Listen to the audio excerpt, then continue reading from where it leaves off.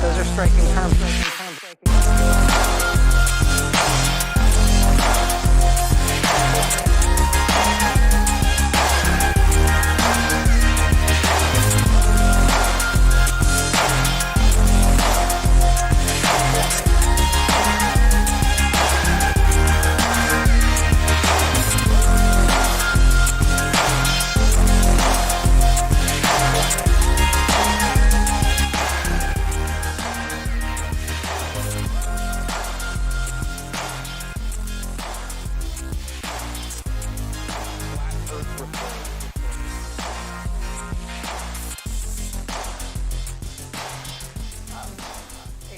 Okay, today is 4-3-2-1.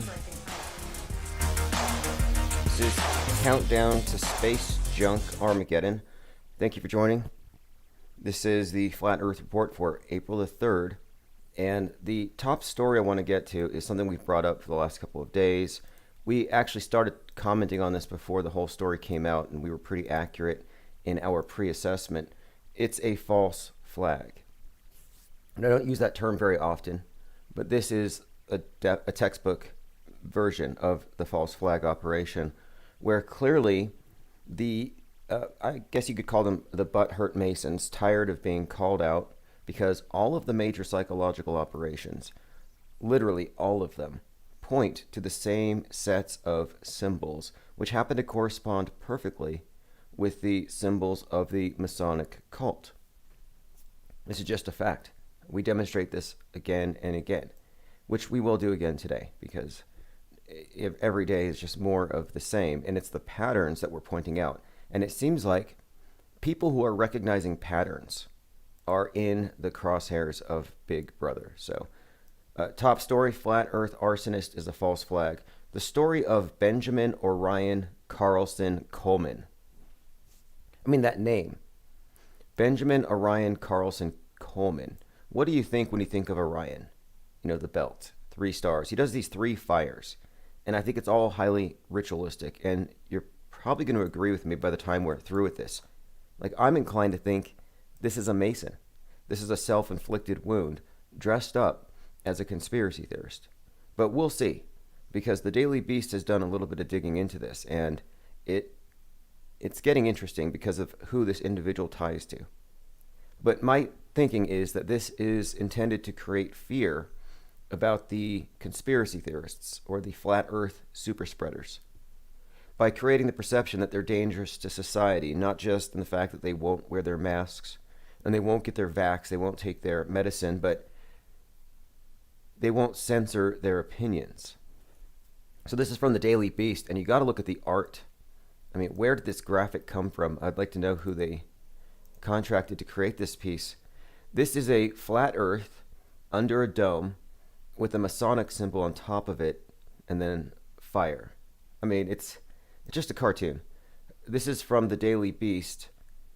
42-year-old Ben Coleman has been charged over one blaze and tied to 2 more. And these names are always so strange to me. Makes me wonder if these stories are, I don't know, confabulated. Flat earther busted in arson spree. Again, his name, Benjamin Orion Carlson Coleman. Reminds me of another story I have to jump to really quick here, because this can't be a real person. The individual who wrote the story that I'm referencing in the Daily Beast has previously written stories about flat earthers, and she finds the strangest ones, the ones that I have a hard time believing that they're real. So this is an article from May of 2019 by the same journalist. Flat earther also supported neo-Nazis, police say, and he's not the only one. Now, his name is Skylar Butts. Skylar Butts spray-painted messages in favor of the conspiracy theory and a white supremacist gang. And so, he's a good artist, but he wrote Research Flat Earth.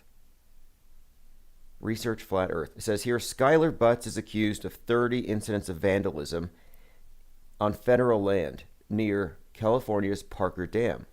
Most of the murals urged readers to, quote, research Flat Earth. Now, Research Flat Earth is the most popular Flat Earth meme that there is. That's just because it was originally introduced as a billboard, and then the daredevil Mad Mike Hughes put it on his rocket. But that meme goes everywhere. In fact, if you go to researchflatearth.com, I don't own this domain.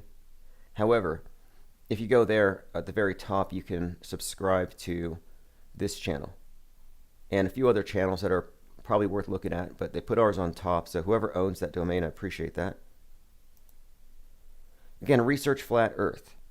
You can find an article from the New Yorker, May of 2018, talking about this very same thing, this Research Flat Earth meme when it started out. And this references the Kickstarter campaign, which led to this whole thing going viral, this conversation that was meant to stay contained. I'm pointing this out because it seems to me like some of these media outlets are here just to do hit pieces on characters that are entirely unbelievable. I've never heard of this Skylar Butts. Why is he repping our memes? And then combining it with Hail Hitler? Come on. Most people who think the earth is flat think Hitler is Walt Disney. You know, it's that bad.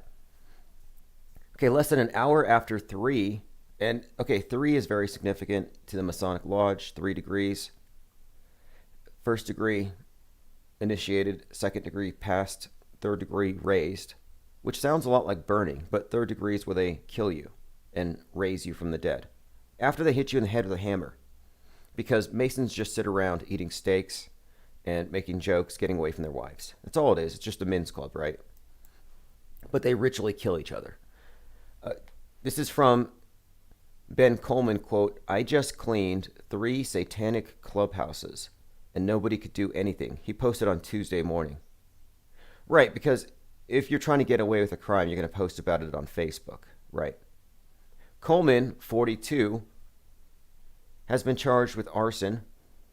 They have not announced a motive. However, Coleman's Facebook page contains anti-Freemason attacks and pages about the flat earth theory. So I guess you're not innocent until proven guilty. We've already decided he did it, and now it's time to figure out his motivations. So they go to his Facebook page, which I haven't been able to find, but supposedly he was a flat earther. So now it's a flat earth arsonist, and that's the most important fact. Flat earther busted. I want to point out that every arsonist prior to 2015 believed that the earth was a spinning ball and that they were on it. Like most crimes, most murders, all serial killers, all wars have been started by believers in the ball. Like if you want to say, oh, obviously they're crazy, they think the earth is flat. It's like, well, look, the majority of crazy people, every serial killer, Jack the Ripper, Jeffrey Dahmer, Ted Bundy, all these psychos, they're on your side. They're on the establishment side of media and science. So this idea that you can guilt by association us just for looking at ideas, not going to work. It says this incident would not be the first time in recent years that a flat earther attempted to burn down a Masonic lodge. Flat earthers believe that the planet is shaped like a disc, and malevolent figures are trying to trick people that they live on a globe. Now, here's where it gets tied into what they usually tie it into. It says here, the Freemasons were persecuted by Nazis, and they've linked Freemasonry to a Jewish Masonic plot. So, Daily Beast calls Mark Sargent, quote, a prominent flat earther who does not advocate arson. And he told the Daily Beast that Freemasons have attracted flat earthers' attention. Quote, a large section of flat earth members are grounded in the general conspiracy world. I feel bad for the Masons because they are the most public of the secret societies. And that's Mark Sargent. Now let's get back to the fires. So Coleman bragged about setting these fires on his Facebook account, and it says his page included his attacks on Freemasons and had a post from a flat earth meme page that implied that a small fraternal organization controls the world's tech companies and that they want to harm people with vaccines. He's also friends with Mark Parhar, a Canadian flat earther. So Mark Parhar, also known as Flat Earth F-word, is the one who refused to close his yoga studio during the COVID shutdown. Then he walked into some hospitals. Then he went across the border to a conference. He violated quarantine. Thus, they stalked him. They arrested him. And, basically, Parhar, like him or not, is being persecuted because he doesn't believe in this modern concept of sin. But what they're doing here is anybody associated with him through Facebook is now connected to him, and they're connecting all of them as though, now look, you have this large growing body of nuisances. It says Parhar, who did not return a request for comment, made headlines in 2020 when his yoga studio was shut down, when he claimed that hot yoga could cure COVID-19. He became the subject of a criminal investigation when he filmed himself entering a hospital. He was arrested in November for going to a flat earth conference in the U.S. and failing to quarantine upon returning. It says he's currently fighting the case using a bogus legal theory that claims he doesn't have to follow laws or pay taxes.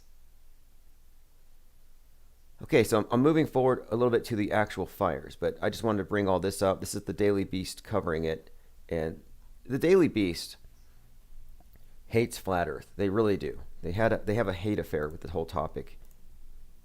Now listen to this here too. This is somewhat prescient. When a flat earther refused to concede, all hell broke loose. She wrote an article. This is Kelly Whale from Daily Beast. She wrote an article before the riots describing how Trump and his flat earth followers are going to create a problem, basically. And she predicted the riots here. She said, this is where Trump is headed. It says here, nearly 2 months after the election, not conceding is lost. You're headed into the cliffs that guard the flat earth. It says, no modern president has refused to concede an election, but his tactics are not without precedent. So she goes back to 1873 to a governor in Texas who barricaded himself in his office. And the main thing about him is that he was a flat earther. And in order to pull him out of the office, it required a large mob and a massive brawl and a fist fight in order to physically remove him from the place. So she wrote this piece back in December about these flat earthers clinging to power and what a mess. It says here, he threatened to raise a 4,000-man army to defend his throne, and he called upon the courts to be abolished. And this isn't ancient history, but this is a flat earth governor contesting an election, and it took a violent riot to pull him out of the office. So, who knows? Maybe they helped write the script for that unbelievable performance art piece on 1/6. All right, let me go through the rest of these. That's the main point of interest here, is that has to be a false flag operation to scapegoat people who notice patterns in the fake news. I'm also not ruling out that these fires are ritualistic. 3 fires. The guy's name is Orion and Coleman. Arson is in his name. There's something here. Also, I want to point out this to all the Masons out there. If you're mad about this association between your fraternity and world-controlling conspiracies, well, A, stop the conspiracies, or B, figure it out who's doing this and putting Masonic symbols all over all of this stuff. I mean, they're acting like there's no there, which there is. Okay, next, let's talk about the asteroids for a moment, because this is another hoax. And if you've been listening to this channel, this is all going to make perfect sense. You're going to see how they're probably going to do what I think they're going to do. If you look at the title of today's live stream, I actually put here 4, 3, 2, 1, countdown to space junk Armageddon. So I pointed out that asteroids are a hoax to pre-program all of mankind with fear of the outer limits, fear of what's beyond our collective understanding, what our experts are claimed to be able to know.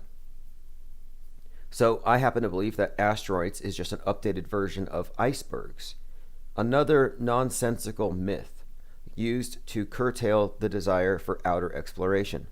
Oh, you could go out there, uncharted waters, but you'll get hit by some random giant rock. Go out there into space. Private space travel, this is going to be Well, big rocks. I mean, asteroids are a very important component in the modern mind. It's part of like space junk too. These are all props. These are all props that more or less maintain the status quo. Like, oh, we can't escape without them because they have the ability to knock these rocks out of our path. It's really obvious now too, and you'll see as we go through these articles that the public accepts this and they're ramping it up. They're preparing us for something. The sky is going to fall. So it's noteworthy to me that Leonardo DiCaprio is in an iceberg movie, which you know, and an asteroid movie. So the Titanic 1997 and Don't Look Up, which just came out. So both of these disaster comedies use the same actor because it's an archetypal fear. So if you can just correlate the rocket like Starship going to Mars with the Titanic going to wherever.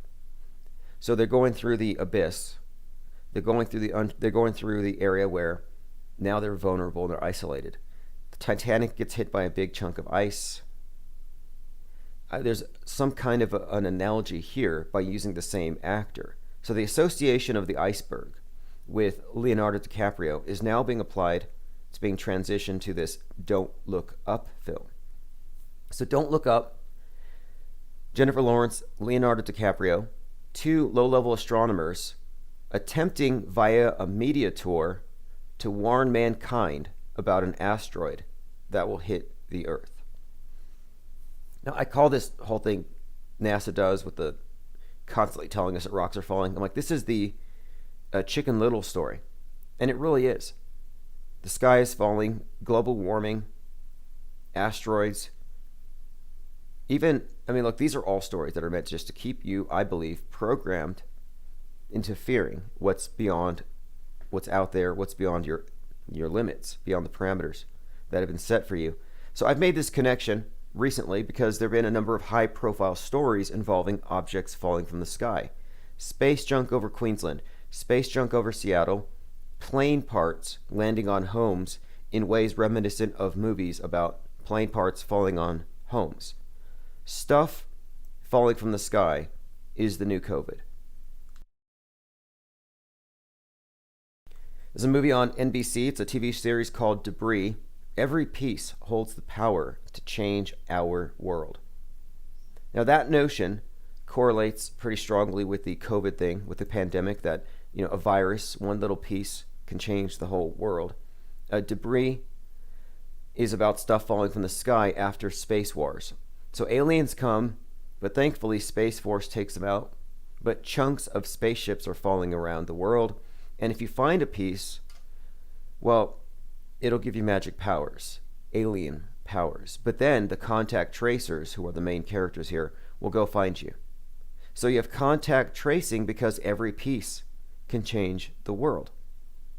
It's almost like, well, actually it's the same thing as how in every alien invasion movie, what happens when somebody sights an alien? They get contact traced. They're visited by the Men in Black. Well, the Men in Black, the contact tracers, are the Inquisition. The contact tracers are there to maintain complete control over the virus. My contention is that they're trying to control mind viruses and ideas in the same way. And this all ties together, which we'll get to. But I wanted to point this out. The plane part stories connected to the Donnie Darko movie. The Donnie Darko movie was set in '88. So it was set 33 years ago. And it foreshadows Donald Trump. It foreshadows Corona. It had some connections to 9/11, and it was released on 2001. And the theme in general, plane parts falling on a house, and the house is the house of Donnie Darko, who's a sleepwalker, who has a very scary companion who follows him around in his lucid dreams, named Frank, who's this skull-faced man in a bunny suit. Well, the plane parts that fell in Colorado a couple months ago landed on a street that I kind of think is a call back, or it's a reference to Nightmare on Elm Street. So the plane parts fell on, I want to get the name of the street written correct here, because I believe it was Elmwood. Yeah, 13th and Elmwood. So you have a Boeing 777 in Broomfield, or above Broomfield, and parts fall on 13th and Elmwood. So the Donnie Darko movie is about a sleepwalker, lucid dreamer with, like I said, this scary skull-faced man in a bunny costume. So Nightmare on Elm Street is about sleepwalkers with Freddy Krueger. The number 13 has everything to do with death and resurrection, which is the primary theme of Donnie Darko, and also time. Time and death, these concepts are all part of that movie. So I'm saying that these are not coincidences, and that they're tying that movie in with what I believe is the next 9/11 event. And there are intricate ways in which that movie ties into 9/11, what we call predictive programming. What I'm saying here is that the Donnie Darko movie has a lot of predictive programming, and this movie Debris, Don't Look Up, these are all part of the same agenda. And these aren't the only movies. Like I said, stuff falling from the sky is the new COVID. What's it for? Conditioning. They're normalizing space junk. So this is from Futurism. Man finds exploded piece of starship 5 miles from the launch site. See, if a piece of a rocket landed in my front yard, I would be suing. But this is all just part of the propaganda. It says SpaceX's fourth full-scale Starship prototype launched and smashed into the ground. You couldn't see this one because of the fog. I also want to reiterate here that the mass media has been connecting science fiction with reality for such a long time that people don't know the difference. So if you look at the Starship, in fact, Elon Musk has even tweeted that this, quote, simulation had a hard time making it look real because it looks so fake. But the Starship Enterprise is very popular right now. The show Star Trek is very popular right now. So it's just not a coincidence that he renamed it Starship. And it's not just to be cute. It's not just a shout out to the space nerds. It's because the space nerds don't know what's real and what's fake. They're the most reality compromised people of all. And I don't have anything against them.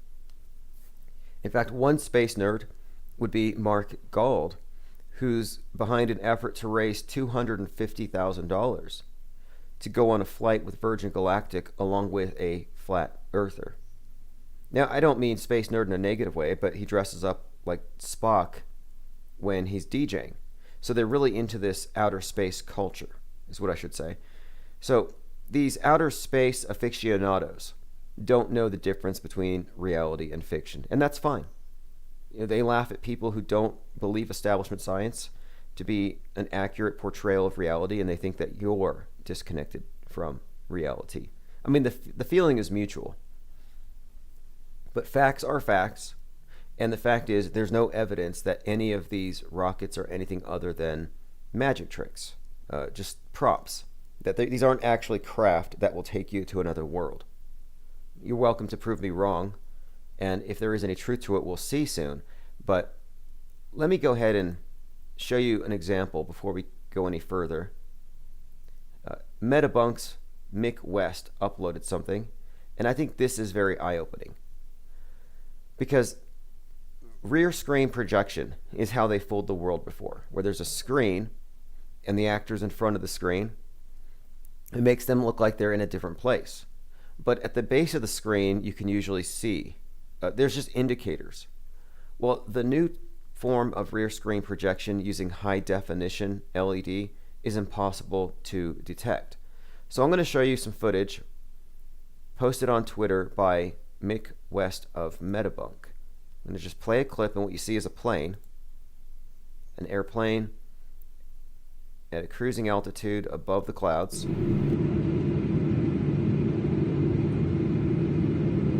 Now, after you watch the plane move for just a moment, the camera moves back and you see that he's recording a plane wing on his computer monitor. And he's recording it through a piece of glass. and the audio is coming from the speakers. So you cannot tell. It's a perfect illusion. You literally cannot tell. You would be lying if you had known right off the front, oh, that's fake. There's no way you could tell. It's flawless. Mick says, fake videos like this one are often shared in low resolution to hide the flaws. I shot this in 4K. What he's doing right now is he's debunking many UFO sightings. And I'm wondering, how can you be so on point with debunking and deconstructing fake UFO sightings, but you believe everything from NASA? Like the same level of scrutiny would unravel these things. Okay, so anyway, a piece of this rocket supposedly lands in this guy's yard. And I find this to be very unbelievable. This has never happened before. Space junk has never been seen before. And if you listen to this channel, we've commented on this for a couple of years. Like, when are they going to bring the space junk? Well, now it's coming. And it's more frequent now. This morning's explosion appears to have been heavy with debris raining from the skies at a great distance from the launch pad. Case in point, a spectator recovered a piece of debris from a lost rocket 5 miles from where it launched. So we have an image of someone holding a part of a rocket. Unofficial live streams set up by the team at NASA spaceflight captured the moments of the SN-11's demise. It sent debris and sprays of dirt. Even a nearby yucca palm was chopped in half by the debris. So this is all new. I haven't seen this. I don't know how it builds. Like, I didn't see this coming. They're getting ready to go to Mars, and now every single rocket blows up. Like, how is this supposed to build confidence in ticket holders? Like, it's Russian roulette at this point. But as far as we know, every chamber is loaded. All right, so Star Trek's revival is not coincidentally tied in right now with this agenda to send everyone to, well, Mars and the moon. We're going multi-planetary. But for months, I've correlated this Skyfall agenda with the movies and the fake news and all the news about asteroids. And something else, asteroid sightings are up, I believe, 3,000%. Which only means that there are more stories being focused on, probably even faked. You know how easy it is to insert an asteroid into, basically with an app? It's AVR. Now, my point again is that asteroids are part of a world uniting agenda, and Wernher von Braun talked about this.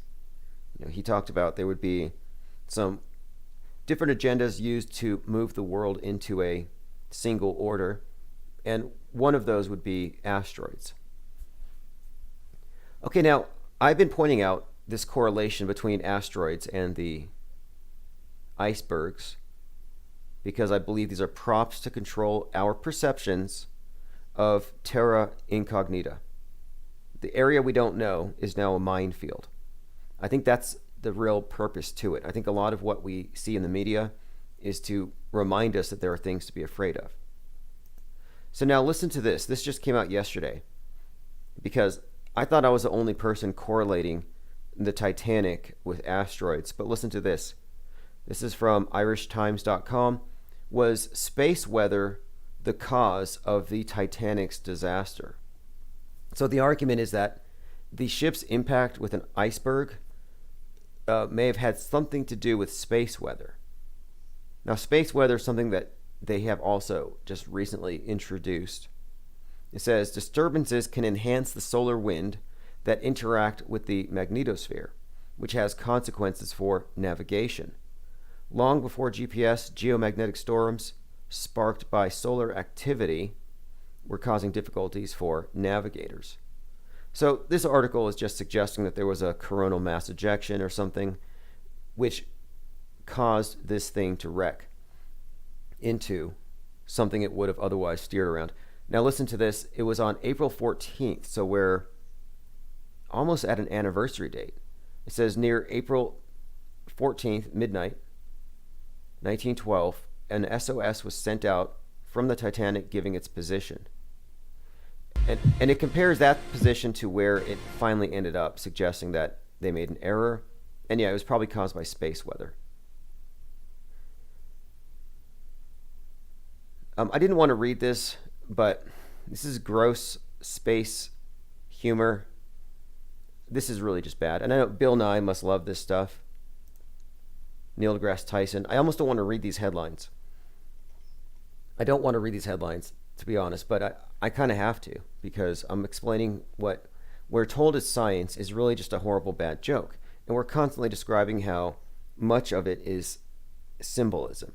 It's just fertility rites, it's astrotheology. I almost wish someone else could read this for me. Uranus is belching X-rays, and it's weirder than we thought. Astronomers have detected X-rays from the strange world. And while some of the signal may be reflected emissions from the sun, some appear to be coming from the planet itself. Photos of Uranus, the giant tilted planet. Now again, this is talking about some kind of X-rays coming out of it. This is just one example of strange verbiage. I mean, belching. And when you look at these things, you can tell between the lines that these individuals are laughing at us. Very lowbrow, space nerd humor disguised as science. I'm going to go belch some X-rays. What the heck is that supposed to even mean? By the way, The Matrix, Existence, and 13th Floor were all released in 1999, year of the rabbit. They all had stories relating to following the white rabbit. Alice in Wonderland was released in 1951, another year of the rabbit. This story ties into the Donnie Darko movie, by the way. You know, Alice is asleep. She takes a nap. She's dreaming when she goes to Wonderland. The rabbit with the clock is also part of Donnie Darko, where he's in a dream and the guy in the rabbit costume tells him you have this much time left. You're running out of time. And the number 13's association with death and time is also a big part of this Alice in Wonderland thing. Time itself, time control. I'm going through some comments here. If you have anything to add, I'll go ahead and read your comments, or if you want to call in.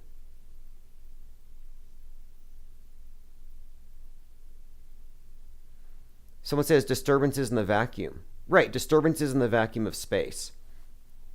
I mean, I have a problem with that. I have a problem with the fact that there aren't clouds blocking out stars. Like, think about how if there's a dust storm, your horizon 3, 4, 5, 8 miles away, you can't really see it very clearly. Like, it'll blur the line. And that's not a lot of dust as far as how much mass it contains. It's spread out, but it's not a lot of dust. You're talking about 3 or 4 miles. But it's enough. It's enough to where it can block out objects. So I'm wondering, why isn't there any sort of blockages, occultation of stars and planets on a nightly basis, randomly, based on the position of clumps of dust aggregated from Earth to Mars? Millions of miles, there's got to be some debris out there, at least enough to block out 1 or 2 stars at a time, and it never happens. Knockout says Q was the guy from Men in Black and he was obsessed with the stars. Now, I need to watch Men in Black. Men in Black has a very important setting called Corona Park. Flushing Meadows, Corona Park. And the significance here is a couple things. One, this is kind of, well, here we go. This is from Men in Black. This is another example of what I was talking about, how the Men in Black idea of contact tracing has been connected to aliens for some time, and it correlates with the virus. Like, the alien invasion is treated the same way that a virus invasion is treated. You find the source and you trace them. So Corona Park is where Tommy Lee Jones and Will Smith meet up.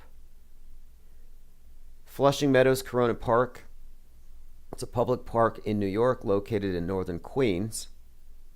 Now, the significance here is that the very first UFO ever reported, the first crash was Roswell 1947, and in Roswell, it landed in Corona Field. So you have this correlation between an alien invasion and Corona. And last year, Corona was the big thing, and the vaccine was released by Putin, and it was called Sputnik, which is kind of interesting. More space virus connection there. And there's a few things about that movie. There's a movie that came out the same day called Sputnik, where, and this is just kind of, I would suggest this is more examples of how the news media is perfectly connected with the entertainment and politics. So Putin releases a vaccine called Sputnik last August, and on the day it's released, a movie called Sputnik comes out. Now, the movie is about a virus that's actually an alien, and when you catch it, it takes over and forms a symbiotic relationship, takes up residence in your esophagus, but it leaves at night and it hunts, and it basically prefers to harvest the fear of humans. It's a real disturbing story, more demon than alien.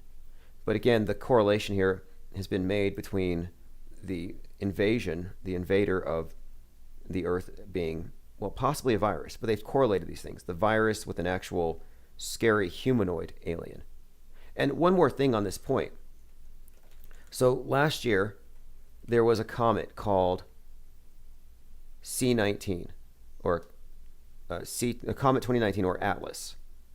Now, this is all very significant because the timing of it. This shows up around the time that COVID starts making its appearance, and it's basically breaking up more or less. Giant ice cube. It says the interstellar comet has arrived in time for the holidays.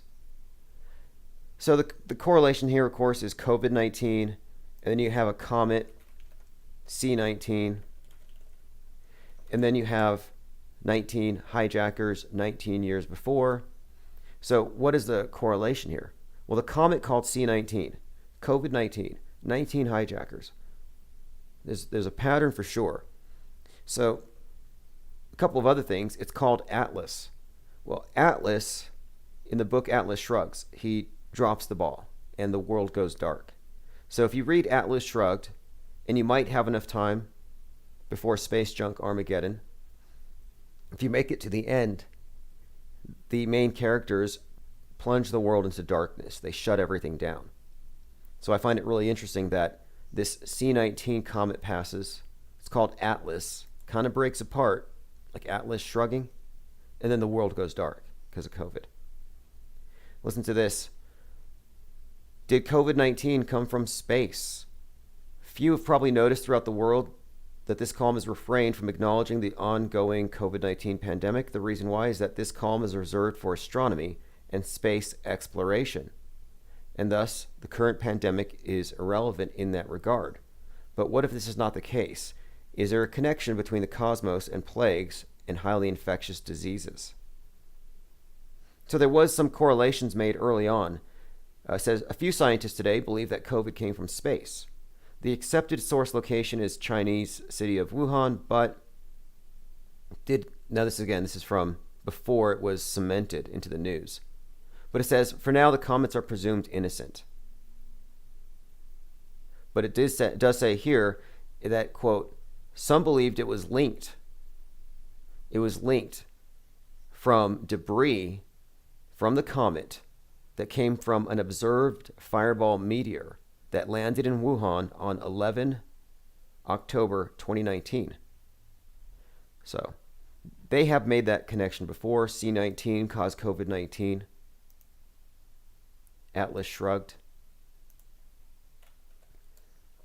If you just got here, go to infiniteplainsociety.com if you want to subscribe. And also, I do put the notes, so anything that we're talking about, you can find the direct links. The top story has been the Flat Earth Arsonist, 100% false flag operation. I don't believe it's real. The individual is probably an insider. It's a self-inflicted wound, and it doesn't change the fact that the Masons have Masonic symbolism to account for all over the place when it comes to these dramatic events. Boulder, Colorado. Explain to us, Masons, why it was store number 33 with 33 union workers. Why did they bring the shooter of Boulder, Colorado out with one leg painted red and his shirt off between two cops, when it is the exact pose of the newly initiated Mason with one pant leg rolled up and a shirt off? I mean, it's just like, stop leaving your call signs everywhere. Oh, by the way, Tom Cruise going to space this year to film the first movie in space. Is selling his home in Colorado. So if you have a spare $33 million, hit us up. In other news, so we've been talking about this green, this evergreen, ever given. And there's been some interesting correlations here. Like the evergreen, whatever you want to call this thing, it is 1,312 feet long.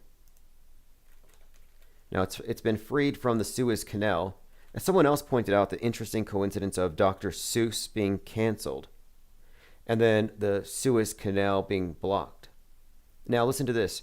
The Ever Given is 1,312 feet long. If you remember last summer, if you search 1312, what do you see? You see graffiti 1312.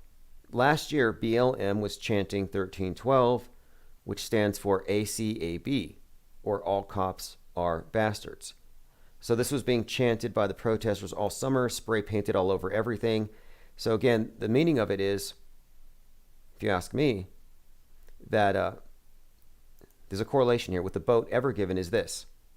1312 also happens to be the year that the Knights Templar went underground.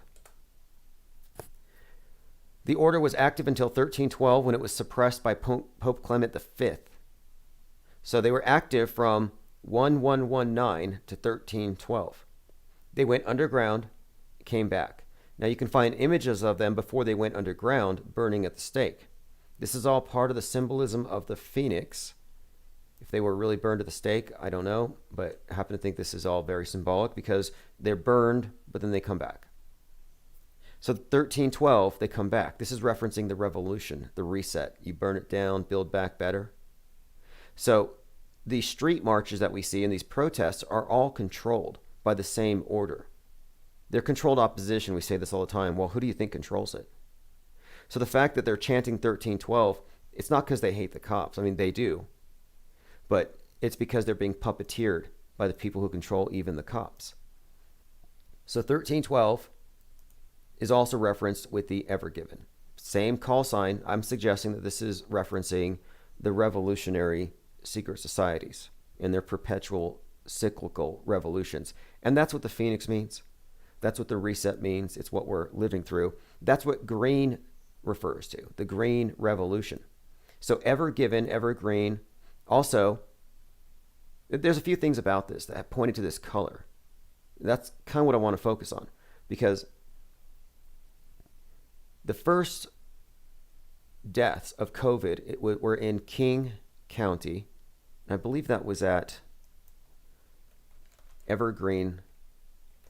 This was in Washington, of course. Medical Center.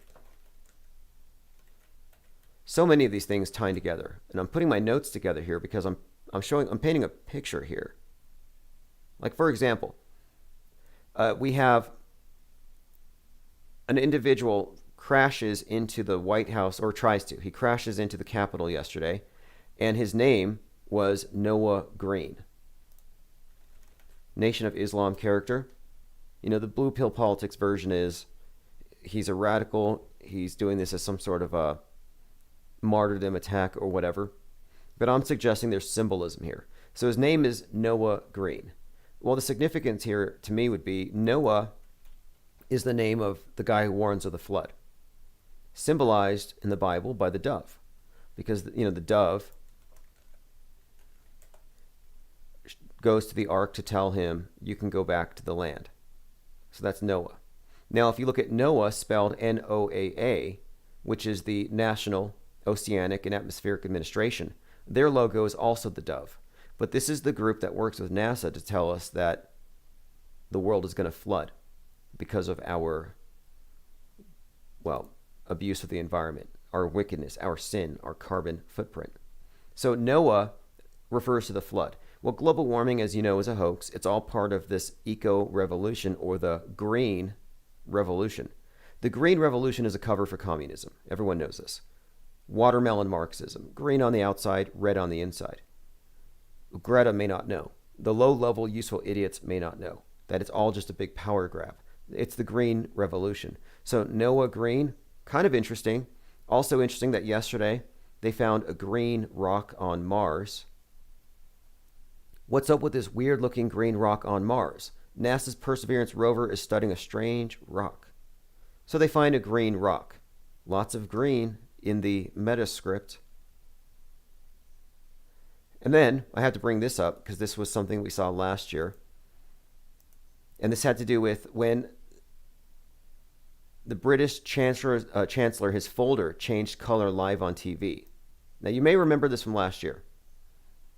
And here's the significance. So, on the news, in front of everybody, British Chancellor's folder was red, right? And then turns green when he passes a car. So, Sunak had just over a month to prepare the first budget for the job, and he has the corona outbreak, has this meeting, and viewers couldn't believe it when they saw the red folder turn green. What is the significance of it? What is the meaning of it? Because it quite literally changed colors on both sides.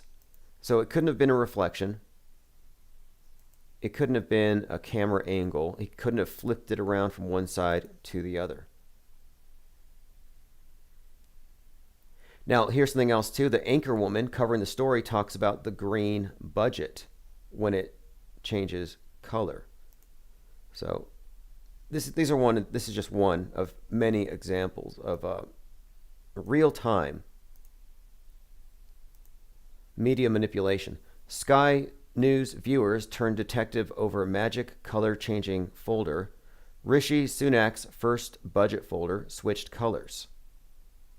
So he's going on Downing Street, right in front of the cameras, and it switches colors.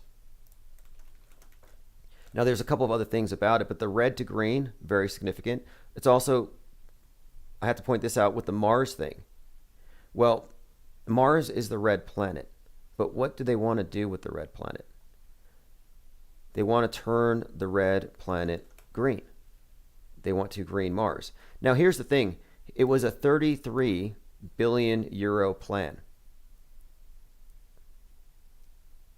When he comes out with his magic suitcase, they're talking about a plan that involves 33. Again, 33 billion euros. Not a coincidence. The number 33 has to do with order out of chaos. That's the motto of the 33rd degree, and it's the reset formula. You create the chaos, you bring about the order.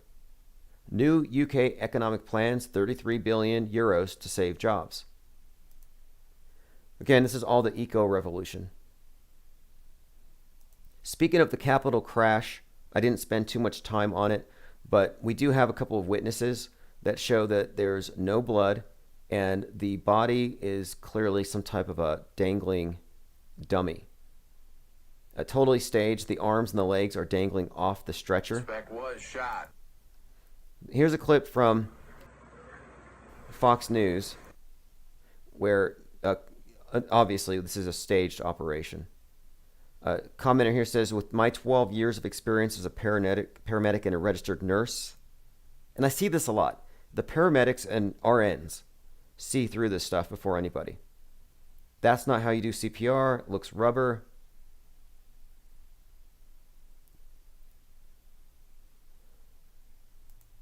All right, I'm going through your comments.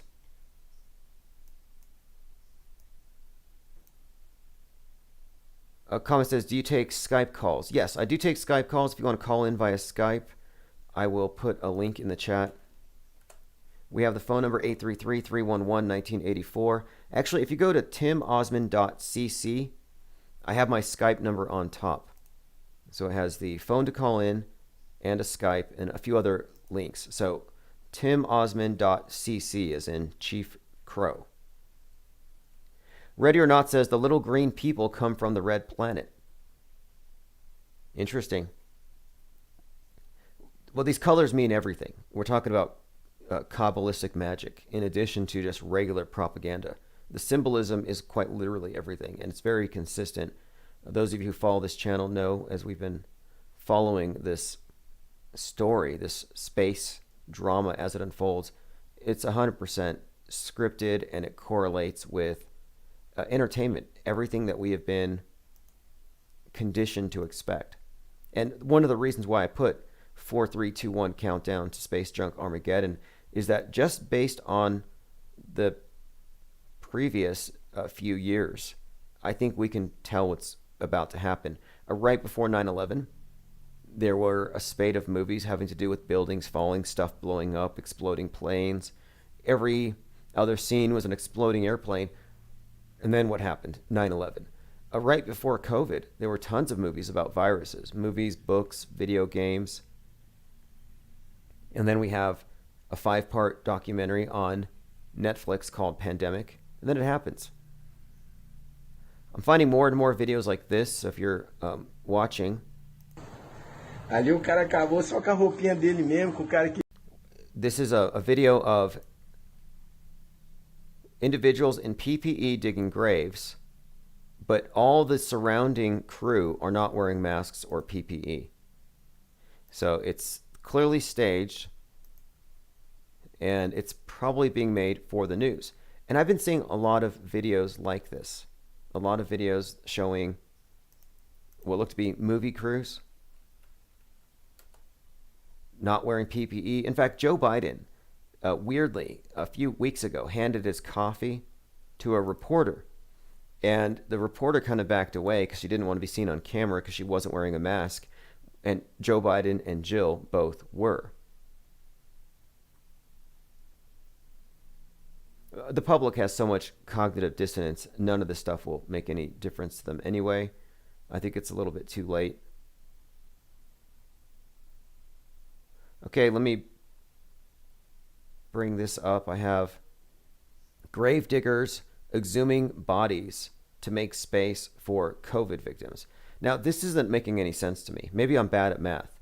It says, as cemeteries run out of space, World Health Organization experts warn multiple states are in, quote, critical condition. So, digging graves, or rather exhuming bodies to make room for COVID bodies. So I'm trying to do the math here. So you have 10 bodies, you dig 10 holes, and you pull those 10 bodies out, and then you put 10 COVID bodies in, and you close the holes. Well, now you're still stuck with 10 bodies. Now they're a little more, I guess, decomposed. Doesn't make sense to me. Like, what are they, unless you're going to double fill the graves, possibly. Travis Cloud says, how does NASA's helicopter fly around on Mars if there's no atmosphere? That confuses me. Yeah, what's holding the chemtrails up? Can anybody explain that? What do the flies breathe?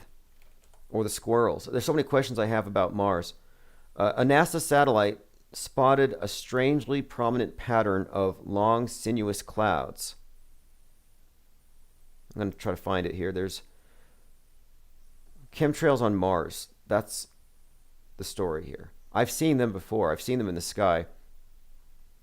Their explanation is that they have a weaker gravity. Probably their atmosphere is a little less dense, but it's all Looney Tunes at this point.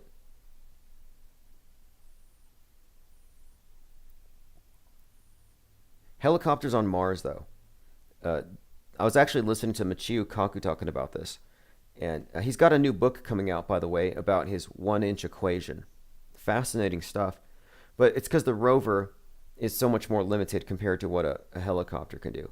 And Boston Dynamics was talked about in this conversation, how they can use robot dogs and helicopters to do things that we can't do. Which makes me wonder, it's like, well, They can put off human exploration for a few more years. And by that time, the CGI will be so good, people are going to think that we're terraforming Mars with robots. N. Welsh 84 says, wouldn't there be mandatory cremation for the diseased?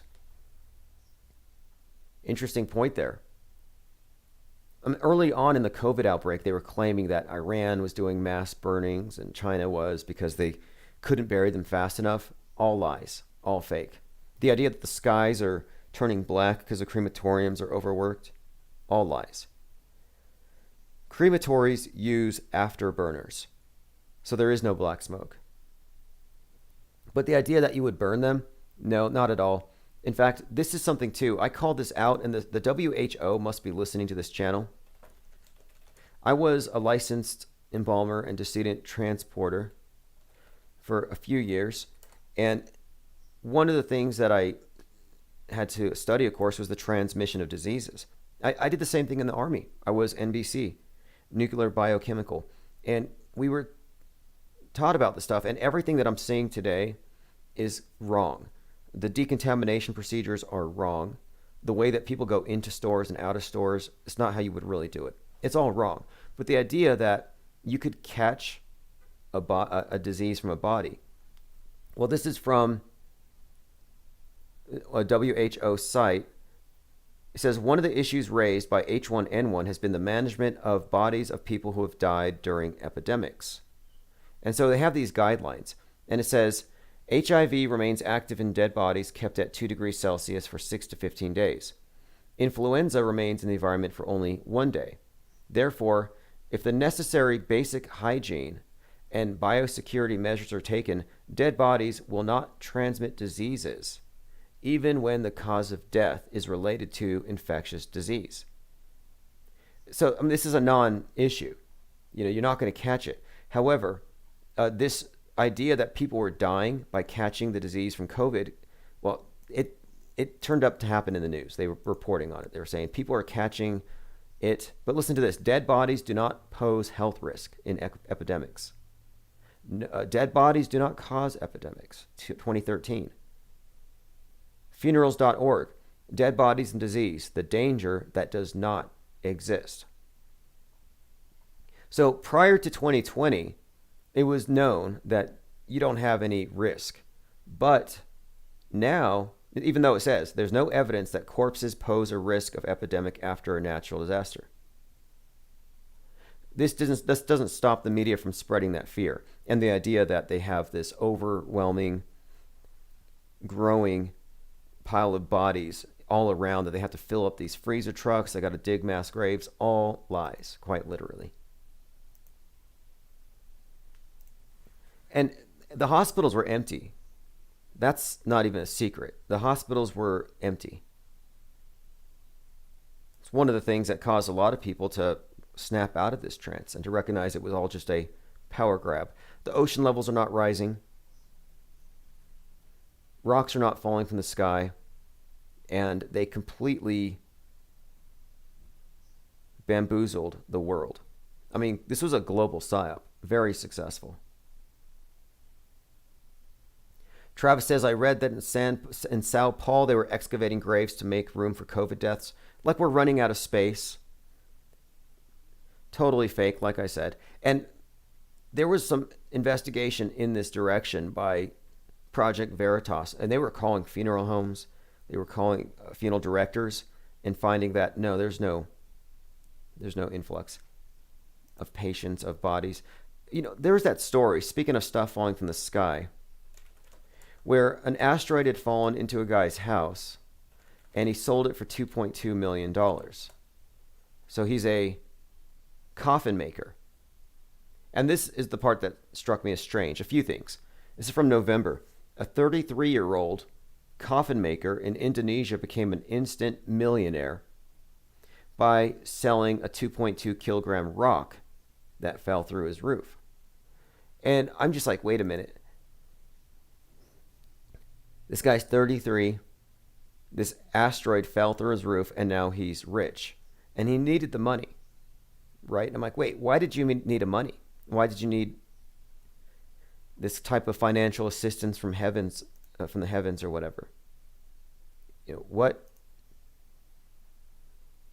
in the world does a coffin maker during a pandemic need all this money for? Like, wouldn't he have money? Why was he starving? Why was he in need and praying for money? You're in a pandemic.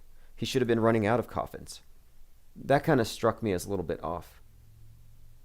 But no, there is no spike. There's no surge in bodies. There's no funeral homes with cemeteries just over capacity. Not happening.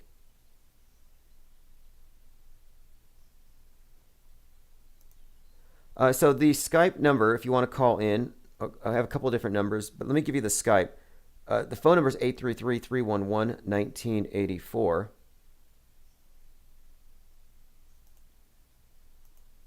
And I'm not really a huge fan of Skype, but I realize that some people just aren't able to call in just because of its cost prohibitive. So I'm going to put the link in the chat. There's my username. Linda Curtis says, the earth is covered in dead bodies. Bodies go everywhere. No, the world's overpopulated. That's what we're supposed to believe. There's no more room. We're running out of space. Breathe less if you can avoid it. Don't inhale. Or inhale half as much. I mean, that's kind of how they're conditioning us. It really doesn't make sense to me that we have the vastness of space and we're still dropping junk from the space station on Earth. Did you see that? A 2.9 ton piece of space junk the size of an SUV dropped from the space station on March 11th. It could kill a whale. It could kill a village. I mean, it's the size of a truck. And they had to drop it into the ocean. I'm like, why couldn't you have just nudged it up? Instead of down towards the ball, up towards the vast emptiness of space. You could have dropped it into a black hole. And what if you miss? What's it going to do?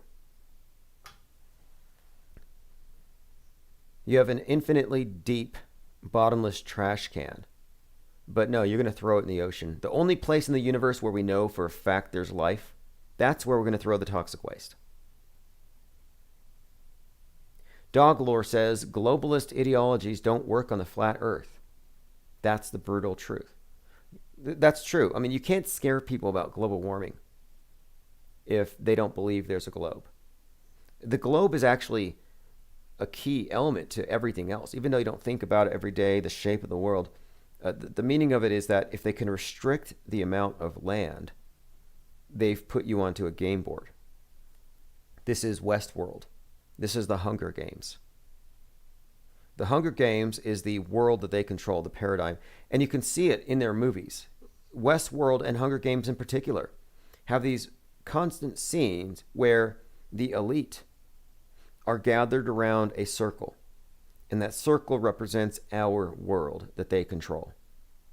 You saw the same thing with Jason and the Argonauts and Clash of the Titans. The gods have their game board. Entertainment is a weapon of war in this sense. I believe that this is a protracted mind war that's never going to end. And as such, I think that entertainment is like their main weapon. You know, they don't want to kill you. They're not trying to agitate you to go kill others. I actually think that what we're seeing, more or less, is a, hey, what's up, caller? Can you hear me okay? Okay, hey, caller, go ahead and speak up once more. I think we have Hello? Okay, we're good to go. You can hear me? Yeah, there's a bit of a delay. Yeah. If there's a bit of a delay, listen on Skype and then just mute your YouTube channel or something. That should fix it. Yeah. All right, cool. So what topic are you calling about? Well, I was trying to call since you were mentioning that Masonic thing and everything related to it. And you were talking about the correlations in language. And I think that language itself is the building block of the prison, let's say. I consider it a fog, but in their own language, they call it a sea, right? Like we're lost at sea. But in my view, it's a fog, like the Titanic fog that crashed into the iceberg, like you mentioned, those disaster movies. And since language is the building block, in my view, it will always fit together because the script is not human in the sense of like a human team getting together and writing these things down across generations. You understand? My view is that this comes from a much older and deeper and ancient AI, although it's not an AI that is incapable of solving CAPTCHA, as you well mentioned. It is an AI that we ourselves, as living, created. And that's why it is able to sort of copycat our intelligence. And it copies so well that it seems we are dealing with actual living entities, but they're just mirroring back what we've put in them. You know, like a computer program can only do what the programmer set it to do, right? And so this intelligence that seems living and organic, maybe not, but seems like it has its own volition. It's actually just playing out what we set it to do. We, as a species, let's say, if you want to put it like that. And if we look, for example, not to mix too many subjects here, but if you look, for example, at the mythology, whether, for example, we could pick up the Greek mythology or the Norse mythology, but in the Greek, for example, you would have always the son of the main god of a certain time would always try to overthrow his father, right? So Kronos tried to eat Zeus to prevent him from growing up and taking over his place. And because Kronos had taken over Uranus before. And so it was a cyclical thing. In the myth, it is more or less presented as Ares being the next in line to steal from Zeus, but in my view, it was Dionysus, which is in the Roman, it's Bacchus, right? And it was Dionysus because what we live in now, today, is the world of Dionysus, is the world of debauchery, drugs, sex, rock and roll. And it has taken over Zeus. Zeus is the origin of the word theos or Deus in Latin. I'm Portuguese, so it's easier for me to understand those correlations in terms of the Latin languages and the Latin-Greek relation. And so as Dionysus is currently being enthroned, there's been a preparation, a gradual immoral ascension, right? The immorality and the like I said, debauchery has been growing gradually across several decades that we have been watching, at least, right? And it's going to be enthroned in a sort of the debauchery climax.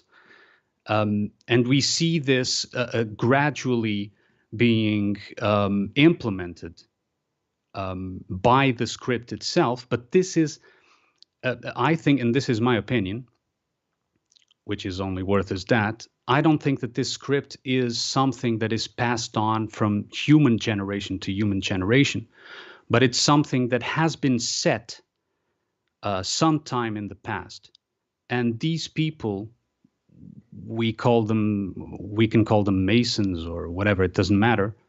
These people are only sort of caretakers for the script. They don't invent anything. They just, implement what is, they can read the script, what is set there to happen next, but they can only implement and make sure that it goes smoothly, or as smooth as it can be. So, well, that would be my first comment and what I wanted to say first. Excellent points all around here. I want to get to this because what you said about words is something that we focus on a lot. Like the use of the word green has been used a lot recently, and it seems to correlate also with a few other things. But you mentioned Zeus, that Zeus and this dynamic between the god and the son overthrowing them.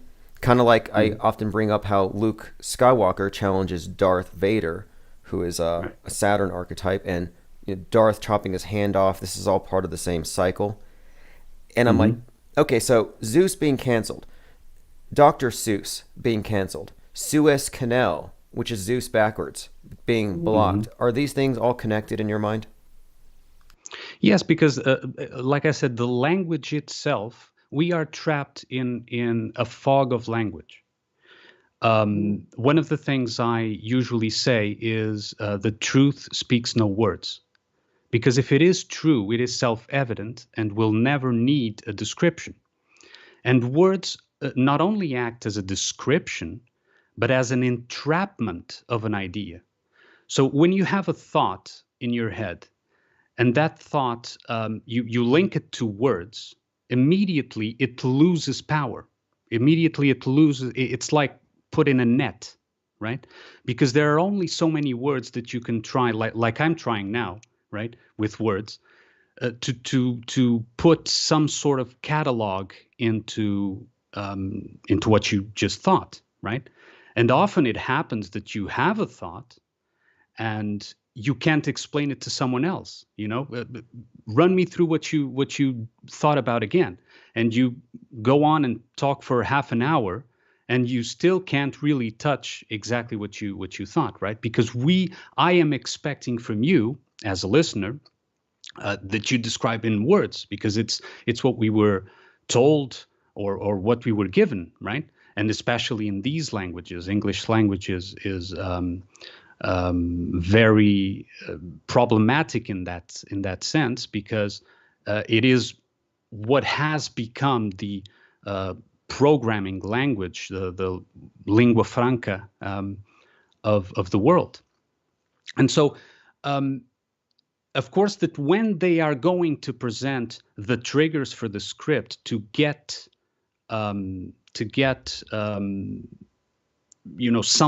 something going on, another stage or whatever it is, deep inside our minds, because our minds also have this AI embedded into it. We're sort of they sort of have this, or attempt to have this, parasitic attachment to us as living entities. When they try to do that, they do it through words. And if one looks, for example, if you would say that the main distinction between a dark magic ritual and a light magic, I don't like the word, but white magic, whatever you want to call it, is the difference is that one will use words. The dark magic will use words because it tries to communicate with that parasitic programming, and the other one will not. The other one is a direct access to life. And you've often, like I said before, when you have a thought and you try to explain, I am sure that you have often had moments where you have a sudden realization, right? Something comes into your mind and you suddenly know. It's not something that you suspect or that you guess, but something that you know. You have direct access to information. And what happens is that then it is gradually tainted, because then you try, okay, let me make an article about this, or let me call this guy I know and try to run this through him. And it degrades until it reaches a point where what you originally realized is sort of lost in the translation into words, right? And so they use that as well, but in reverse. So what they do is that they put out words, anagrams, sound-alikes, sort of things, and they try to make you think through this parasitical AI, make you think a certain thought altogether, right? And if they can make this happen as a collective, even better, because it has more power. You see, they can't actually kill, harm, or do anything to the living. They can't, they do not have this power. But they do, the only thing that they can do is convince the living to kill, harm each other or themselves. You understand? And it is through this language is essential to do this. And it is not by chance that these were the same people. The priests, whether it's on one hand or, on one civilization or another, it doesn't matter, or one society type or another, the priests were always the literate. They were always the ones who knew how to read.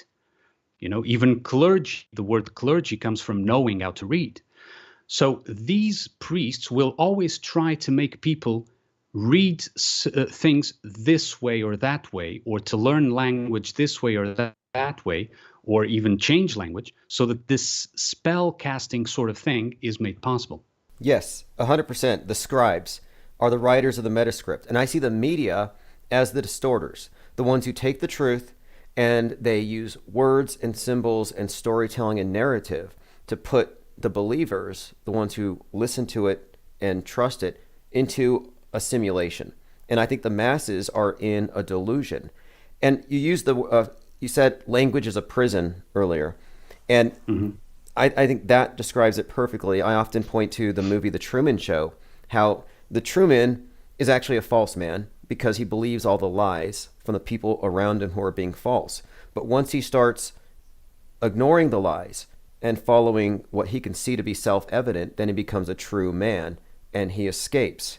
But the words are what held him in. It wasn't bars. They weren't physically confining him. It was all in his head. And so I do believe that we have been given a program, a language designed to keep us all collectively entranced. And we see it in the symbols. We see it in words that phonetically resemble each other. So we might be talking about a ball game or a ball player, but it may have other connotations symbolically. Like I often point out how the Super Bowl is usually a ritual extravaganza, and we watch it for that reason. Well, it takes place on a major holiday, Imbolc. It's a pagan holiday honoring the sun. And when you look at the ball game, the word ball has a phonetic resemblance to the main earth god Baal, which is where we get obelisk. So, I think we're in a language-based prison, and we're constantly repeating the incantations that keep us reasserting the thing in our own minds as though it's real. And I think more now than ever, we live in a world of people who are more or less in a cult. There's really no other way to describe it. I think the TV and the hyper-mediated reality is far more immersive than any kind of biblical worldview because it's so visual. Yeah. Yes, it is. The fog has a tendency, and this is cyclical, because in the same way that now mythologically Dionysus is being enthroned to overthrow and to replace Zeus, in the way these cycles go, it's sort of like the fog shrinks, so the world sort of becomes smaller. Okay, the world in the sense of perceived reality becomes smaller, but more condensed. So it's like using the metaphor of the fog. So the fog could be sort of spread out and thinner fog, but then it starts to condense into a mass in the center. So it shrinks into a more massive cloud, a more dense cloud. And it is what is happening to the world since, I would say, since 2001. Because I think that 2001 was when the internet was ready for what came next, which was the initial step, I think, that triggered the whole thing, 9/11. And it was necessary to have a good cloud. Now, even using the metaphor of the fog that I was just using, with capability of sharing video, of sharing audio in quality enough so that people could send to each other, like, oh, look at this footage from 9/11, or look at this documentary about 9/11, or whatever, and etc. And so also the fact that they needed the internet is because, and this is my opinion, and I think something that you would also, I would like to hear your take on it, is that one of the major reasons that they did that is because it was necessary to try to recruit us, try to recruit the living. And I say this in the same manner, using movie symbology, that you were talking about Darth Vader. In Empire Strikes Back, the Emperor clearly says to Darth Vader, let's kill Luke. And Darth Vader tells him, no, it would be much better, he's ready, he's very powerful, it would be much better if we could make him join our cause, if we could convince him to join the dark side. And so the Emperor agrees, and they set up that whole hostage situation with Luke being sent to the Emperor's room in the Return of the Jedi, where the Emperor is trying to make the Emperor, and with the assistance of Darth Vader, is trying to make him react, is throwing in his face all the things he's done. He's making him mad. He's making him go into the angry mode, right? So he's trying to trigger him. And so as he does this, he's trying to recruit him, in fact. What the Emperor is trying to do is he's trying to make Luke like him. He's trying to make Luke the new Emperor. And Luke is us, right? In the sense of us, a living light being, if you like. Luke means light. Lucius. And he's trying to make the light, the Lucius, accept the dark side, become the system's overseer, the Emperor, right? And so I would like you to say what you have to say. Yes. I would like to hear your opinion.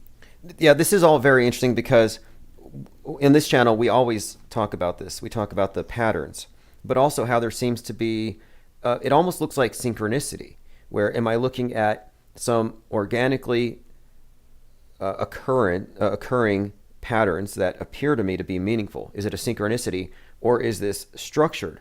And then the other side of it is, are we meant to see it? I mean, that's one of the things that really struck me about the Truman movie, because I was familiar with the symbols when I first saw it.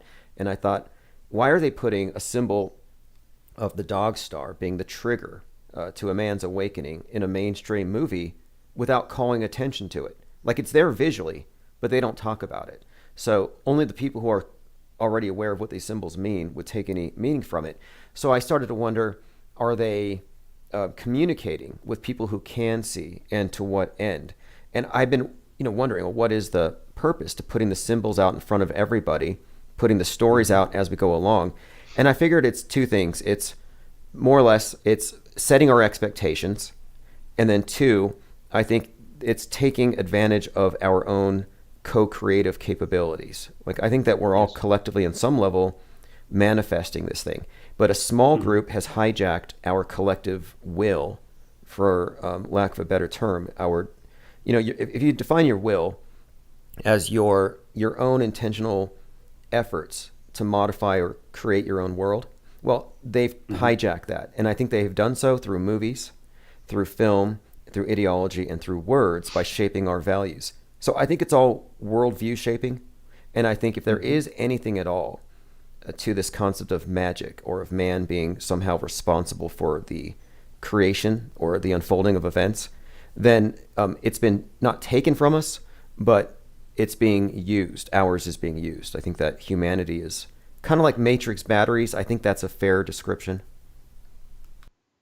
Yeah, I would just add to that that the creation that we do, and only the living can create. This is very important. They have to convince us to create in a certain way.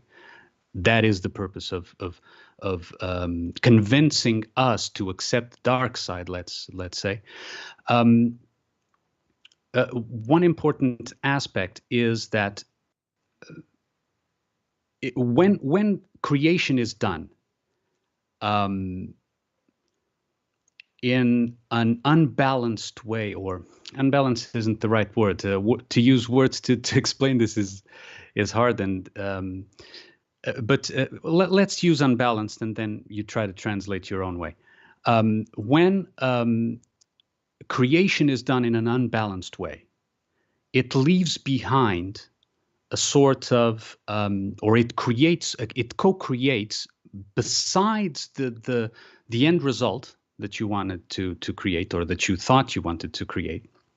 It also creates a sort of mirror image, a sort of residue, because it was unbalanced, that it was a product of it being unbalanced, it being created not as an entire thing, as a whole thing. So I would call it a shadow, using psychological language, but that doesn't mean necessarily that it is the best word to describe, or a mirror image, if you like, a mirror reflection. And then, if one looks, for example, the current god that is being enthroned, Dionysus, in a way, this is particularly, this shadow is particularly anti-Christian, for example. And it is anti-Christian because it always rebels against its creator. So the creator of the current Dionysus shadow was Christianity. And that's why they, without much reason, or at least irrationally, they seem to hate Christianity now more than any other religion or society type. And I think that what happened was that, and this is just my opinion, that Christian societies were able to affect negatively their parasitic way of life for a certain period of time. But they didn't do it through purity. They did it through also force, also illusion, also deceit. And so when you do that, they created something that was unbalanced. The end goal was to remove the parasite from society. And they removed the parasite from visible society, and they repressed it into the sort of subconscious of society, right? Which is hell, right? Hell is the subconscious in the sense of a living mind. And subconscious is where the sewers, like the rejected materials, the things that we don't like about ourselves, go. And so the shadow emerges back from the sewer, back from hell, to torment its creator. It's like the Frankenstein monster, right? Dr. Frankenstein created this monster, rejected it, and the monster makes it his sole purpose in life to haunt Dr. Frankenstein, to kill everything he loves, everyone he loves, to destroy everything, until finally he gives in. And he sees him humiliated, defeated, actually in the North Pole. That's where the novel ends, but that's beside the point. So in my view, for example, this current God shadow thing, I identify it as mythical Dionysus, but it is just a name. It doesn't matter. It stems from Christianity, and that's why it hates Christianity, right? And if we look at it that way, we can identify where certain egregores, if you like, were created by seeing what they hate. And so they always will hate their creator. You understand? So this is what I would add to what you said. Okay, so right now we're talking about this new age, the enthronement of Dionysus, and the concept of a new age. It has this astrological component. People are talking, you have the precession of the equinoxes, but in the New Age movement, they also talk about, for example, the age of Horus, or that's how the Thelemites would describe it. That the previous deity Osiris, the crucified and dying, resurrecting Savior, is being replaced by Horus, who's associated with Mars, but that Horus is like a child. And this is how they describe him, that he's an androgen, a child, and that he's rebelling against the ways of the old. So I find it interesting today that we have these youth revolutions, led by like Greta Thunberg, which is a world revolution. Even David Hogg representing the youth with that wing of it. But it seems like what we have here is the youth are basically saying we can do away with the old, we can kill the old gods. And that's kind of the stage as it's been set, I think. What kind of hating the old, hating the old in particular? That's a big part of it. It's burning down the old to build back up, and that's why I think we're constantly inundated with the symbol of the phoenix and the phrase reset. And someone pointed out to me recently that if you look at the WEF, the World Economic Forum, they have a statue of Lord Shiva, just like CERN does. And what both CERN and WEF have in common is the 666 in their logos, which to me means world governance or global control. But this Lord Shiva is one of these deities that relates to destruction but also creation. So I think that you're right on target here, that they're enthroning a new god. They're getting rid of the old. What kind of character do you think this new age will take? Well, if we would be correct to assume, because in the Greek mythos, the next usually pointed to be the next in line to overthrow Zeus would be Ares, so the god of war. But that to me doesn't make sense, at least not in relation to the described characteristics of these mythological pantheons. So to me, it seems that it is a Dionysus, or Bacchus for Romans, a Dionysian quality. So the funny thing about, and you were talking about going back to the first subject with the burning down of Masonic temples. The funny thing is that Dionysus was born from a human mother that was impregnated by Zeus. But she wanted to see, the myth says that she wanted to see, she was Semele, her name. She wanted to see Zeus in his true form. And so she said, Zeus, show me your true form. And Zeus warned her that this wouldn't be a good idea.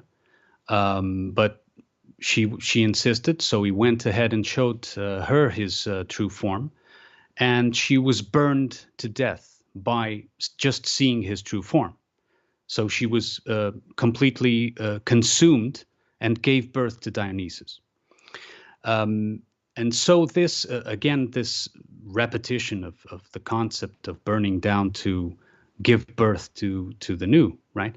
In this case, it was burning down the woman that gave birth. But if we understand that their concept as a shadow of giving birth is much different from ours, then it would make sense. Because their concept of giving birth is a concept of I'll use this word, I think you'll understand it. It's sort of an unholy creation, because it is the creation of a shadow. It is the creation of a reflection, not a creation of a life itself, right? So since they need, they can only reproduce in this manner. They can't actually have organic life. So they can only reproduce like a parasite would from one host to the next.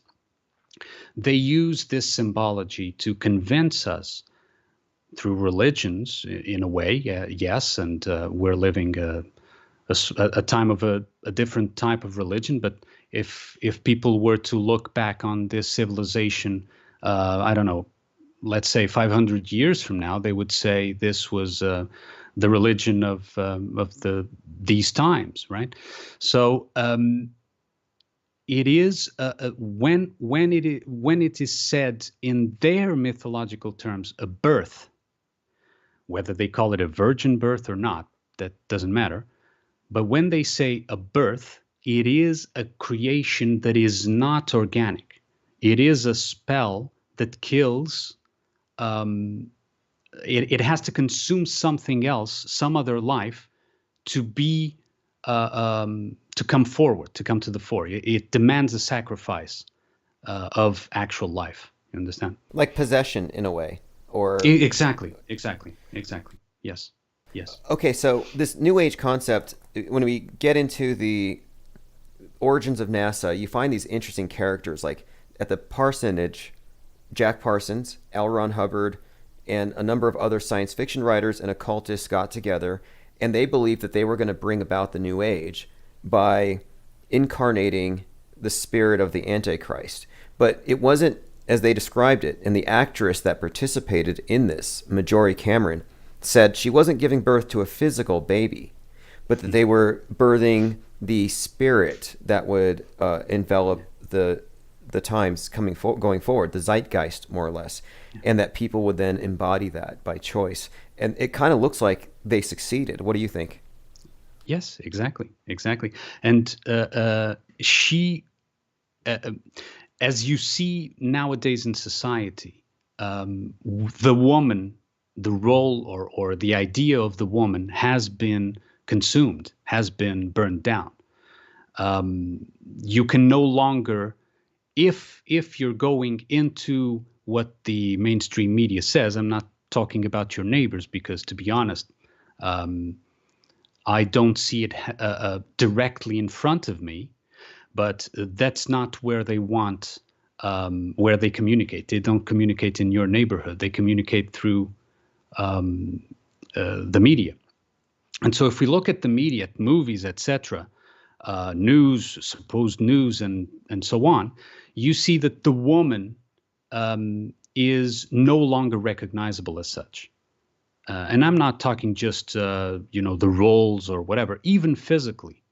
That's why there's this whole thing about the trannies or transvestites, whatever you want to call it, actresses that were born men and the other way around, and so on and so forth, that has been analyzed. It is to do that. It is to make sure that that is where the sacrifice comes from. You see, the woman gave birth, but then can no longer continue to exist. It demands its life force, or her life force, to bring forward this Rosemary's Baby, right? I don't know if you know that movie. Oh, yes. In fact, I was describing that movie, Rosemary's Baby, when I was talking about Marjorie Cameron, how that movie is pretty much what they were trying to do with the Babylon working. And that movie, of course, very interesting to study on its own. One thing you brought up here about the sacrifice. I was reading some articles about Dionysus and Bacchus and how their priests would auto-castrate themselves, Yes. In order to sacrifice their fertility to serve the cult. And their whole cult is based on, of course, this the mysteries of death and resurrection. But yeah, castrating themselves was actually a part of their worship of Bacchus and Dionysus. And the characteristics of the New Age, as it was described to me by the Thelemites, would be the death of the god and the introduction of the androgen that is taking part of both masculine and feminine. And so I do think that the use of genders politically is one thing, but when it comes to movies and symbolism, I think they have been conditioning us to distance us from the old binary. Yes. They need that's there's one particular phrase I really dislike about these New Age sort of movements, which is the phrase "we are all one." And I really dislike, because I see what it is, the spell that it is. And you even see in symbology of making the two one, like the Twin Towers. You've mentioned this the other day, where they, I think it was when you talked in one of the lives, you talked about 2001, right? Yes. And you were talking about making the two one, the two towers correlation.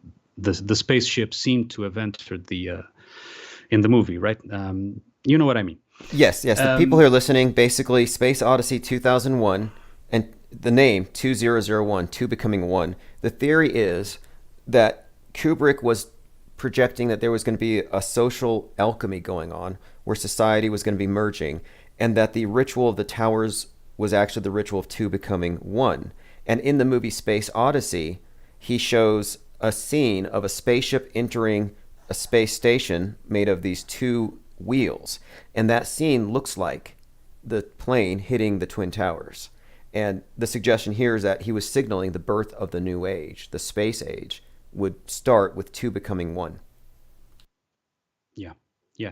And so that's why I dislike intensely that that we are all one concept, because it is aimed at exactly producing the being or the worshipper of Dionysus, the castrated one. It doesn't matter if it's man or woman. It's an element that it only lives for pleasure. The only focus for a Dionysian or a Bacchian would be to engage in sensual pleasure. There's nothing else. But then you'd say, well, how can you engage in sensual pleasure if you're castrated? Well, you're castrated in terms of reproduction, but not in terms of being able to feel. And that's where it also links to transhumanism for two reasons. One is that transhumanism allows transvestites, because a transvestite is already a transhuman, right? It's already transforming him or herself into something he is not.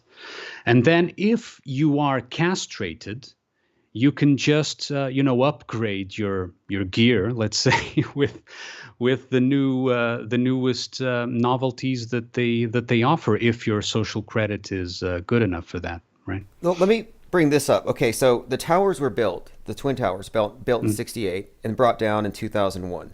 And that was a phoenix ritual because they burned them. And so here you have the phoenix, a symbol of transformation, but also the number 33 is tied into that. And I want to point this out because in 1968, you also had the movie Space Odyssey 2001, which we just referenced. But we're talking about how this correlates to everything in culture and in the movies and films. Well, you also had David Bowie's Space Oddity coming out at this time. And Space Oddity was a song that was played during Apollo 11 on the BBC. But the point is, David Bowie artistically represented himself as androgynous, as Dionysus, as a Dionysus-like character, sex, drugs, rock and roll. That was his whole thing for years. And I think it was connected to the idea that the space age, that he was part of telegraphing with his music, and his music and his career did kind of correlate with the advancement of our move to the space age. But I think even then, they were saying that the new age is going to look like this guy. It's going to be androgynous, spaceman, drugged out of his mind, flamboyant. You can't really pinpoint where his. It's all fashion. It's all transhuman. You could even say post-human. But yeah, I think that they've given us characters in the culture to prepare us for this new age concept. And also awful artistically, because he also represented, I'm sorry if there are fans among your listeners, but he also represented a beginning of a shift where you didn't need to know how to actually sing to be presented as a superstar. He's not the only example, but he was a major example for that. And although his whole mythos is personal, or not personal, but the character that he represents was really, as you said, supposed to be the worshiper of this new God that they wanted to enthrone decades from then. Well, they didn't want to. It's not a matter of volition. It's a matter of following the script. And what these people that offer themselves willingly to this script that was put together and written far in the ancient past, and that continues to play out. They do it because they want. They realize the first thing that happens is that they realize that they're in a prison, and that's why they wanted to recruit us. They did the same to us. They traumatize us, right? Because if you look around, I mean, imagine someone back in even 2001, right? And realizing, oh, the Twin Towers, they faked that, or it was a false flag. So they're able to do this. They're able to, we're trapped. They're all powerful and all that, right? So that is we panic. We tend to panic. And they realize that they're in a prison, and they decide, they prefer, because they know that the other way, the alternative way, is much harder and would put them in a mirror. And there's no bigger suffering for one of these guys than to be in front of a mirror and look at themselves. And of course, I'm not talking about a physical mirror. And so instead of looking at the mirror, which is something that they want to avoid, like a vampire, right? They want to avoid at all costs. Instead of looking at the mirror, they offer themselves, and they say, no, I'm going to have peace of mind, peace in relative terms, but I'm going to have peace of mind. I'm going to have advantages that are given to me, and I'm going to follow this through. And of course, there are several levels of this. And not all of these people were recruited in the sense of, let's have a meeting and we want you to join. Often what happens is, in my view, there's a door opening. And that door is immoral. It's like you're in a tricky situation, financially or whatever. Your life is stuck. There's a problem. And there's a door that opens, and you immediately know that it is an immoral door. And then you have a decision to make, and it's a moral decision, a moral choice. Do you cross that door and save your financial life or whatever it was that was happening? Or do you decide, no, I'm not going there? And this is what distinguishes one group, let's say, from the other. I would say one that sacrifices themselves for death and to death, and those that want to remain living, making mistakes, of course, doing things, going back and forth with things, and one day better than the other, or worse, going back and forth, but with a choice in the background that was made, like a key choice that was made, that you didn't cross that door. And it always remains with you like, no, I'm not going to cross, and those doors stop appearing, and other type of doors start opening.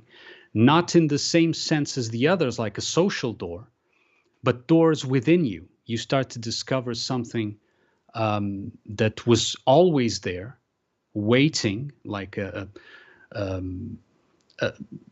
your essential life, waiting for you to rediscover it, right? Because it was covered up with the fog. Yeah, in the Truman Show, he literally opens a door. Like when he sees through the lies, the fog of lies and all the manipulation, he finally makes it to the exit. There's literally a door he has to open. He has to choose to leave that world. And that's the world stage. And we talk about the script.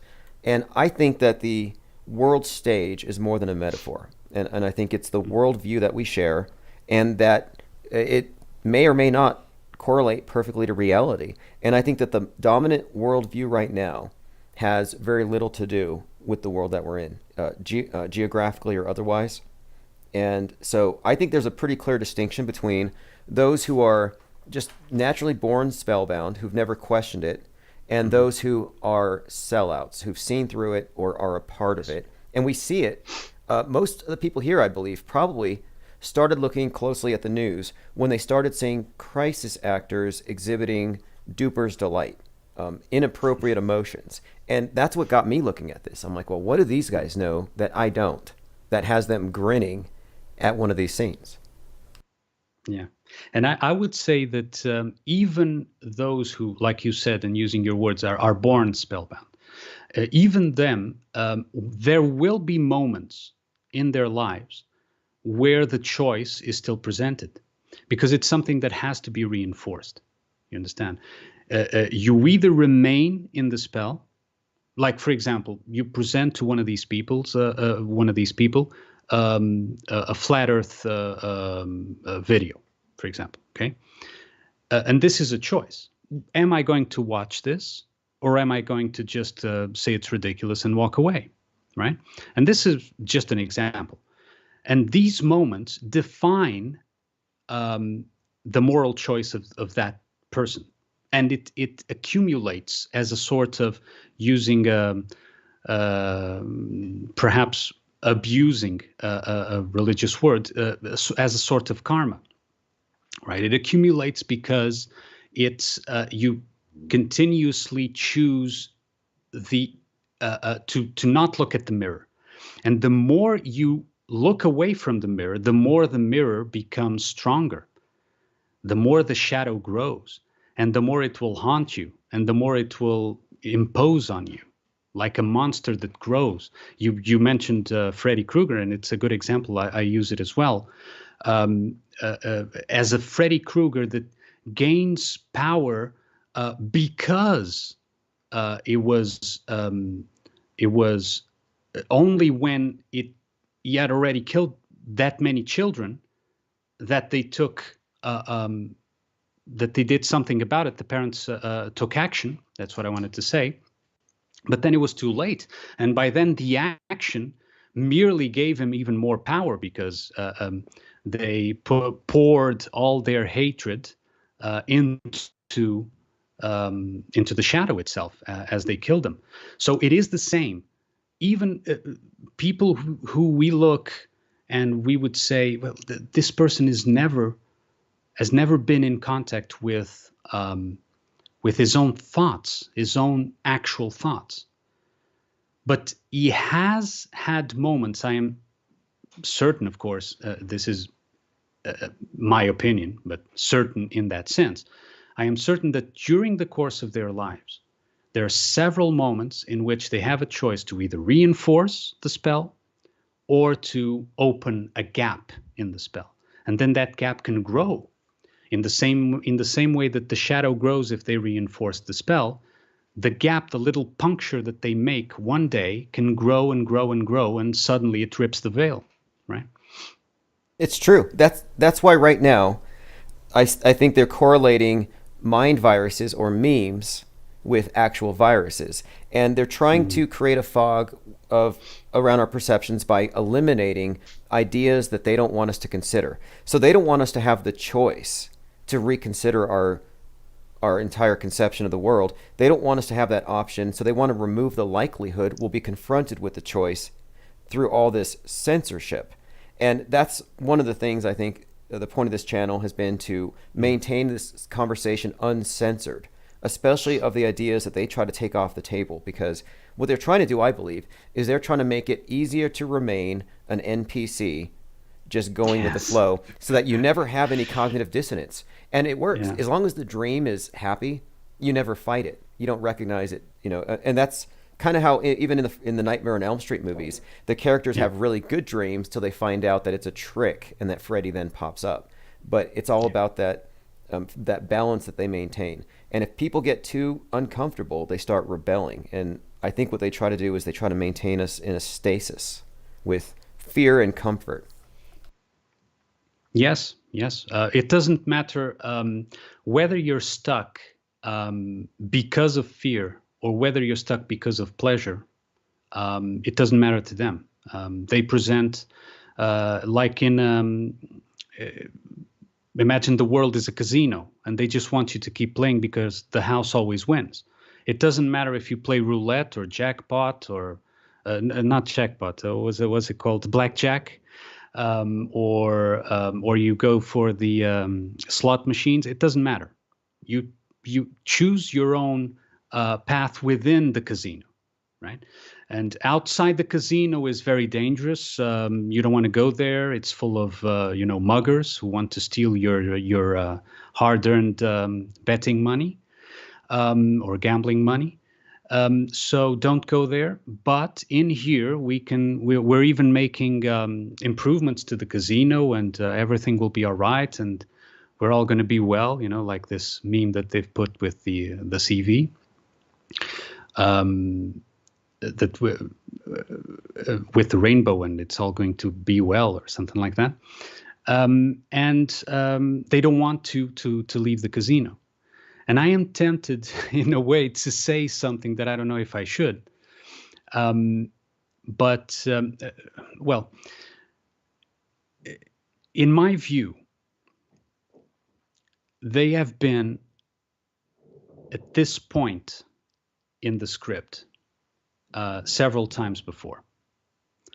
They have been on the verge of victory, on the verge of absolute success, just like the Empire in Star Wars was absolutely on the verge of absolute success. It had captured the rebels. It had the main rebel hero in their throne room. Everything was in their favor. And time again, it seems that they never succeed. What happens? We can speculate. Of course, we can't say for sure exactly how it works out. In my view, the metaphor I use is some sort of world exorcism happens, like something, life emerges out of, this seemingly inescapable prison or whatever, and it comes forward, and where life is, they can't exist. They're dead. It's not made of the same thing, right? It's incompatible essence. In the same way that you can never have the original and the reflection in the same place. You're either seeing the original or the reflection. You can't see or be in the same place of both, right? So they can't touch each other. Or the shadow with the object that casts it. So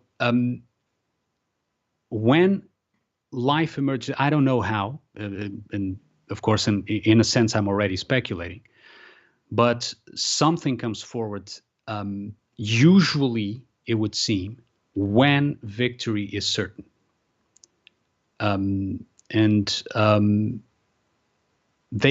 It seems evident, and if you look at it, you've been looking at it for quite some years now, right? So you do detect, and I detected, a certain despair in them, a certain exasperation, a certain anxiety in trying to make it all happen, right? Because it seems like you're in a boxing ring with an opponent, and you punch. It's like Rocky, right? Like Rocky IV that gets punched to hell by Dolph Lundgren, right? And he never falls down. Come on, he's trying. He's punching, and suddenly Rocky wakes up. Right? And Rocky is completely worn out. He's almost knocked out, but he wakes up and he starts punching back. And the problem is that Rocky was always stronger than Dolph, essentially, right? And of course, I'm using a movie from them to explain what they fear, but it's merely a metaphor to try to convey Yes. what I think happened before. We all have to use mainstream reference points to reach the most number of people because we all have these same. That I mean, they put this stuff in our heads. The media has put these movies, these films, these concepts. That's why it's useful to be able to point stuff out, like the Truman Show, with an actor like Jim Carrey, to explain things that are actually quite profound. And someone had pointed out to me that President Truman was the 33rd president. Just another example of how all the names in the movies of these characters have multiple meanings, and they tend to reference other things that would just build that this is the original concept for this character, that he's more than just this character in a movie playing a role in a TV show unwittingly, but this is actually a metaphor for all of us. And this has been a consistent thing throughout all movies. And so in a way, I kind of take the church, the concept of the church, or the like the dominant religion, you know, they have the Bibles, they have their holy books. I kind of think that that has more or less been reintroduced as mass media. Like, I think the media is the church of the day, the state government controlled church, and it's global. And I think one of their things is they need us all to have the same basic fears and wants. And I think this is, I brought up the asteroids. One of the reasons why asteroids are such a big deal is it can hit any of us. Just like, for example, global Bolt warming. of lightning. Exactly. It's a universal threat, and they need universal threats for universal control. Yeah. Yes, and as you mentioned that the mainstream media replaces Christianity, we also see that mainstream media hates Christianity, or started hating Christianity after a certain point. It always hated, but it only started showing and coming to the fore as that more recently, in more recent decades. But that, again, I reiterate, it shows to me that the mainstream media, or what is called mainstream media, what is called this new religion, whatever we want to designate it as, came from the shadows, from the repressed material of Christianity. And one of the things that I think about is we have been, and I live in a country that was traditionally almost entirely Catholic, and we were taught as children, we were taught to be convinced that Christianity is something extremely evil because it had slavery, it had,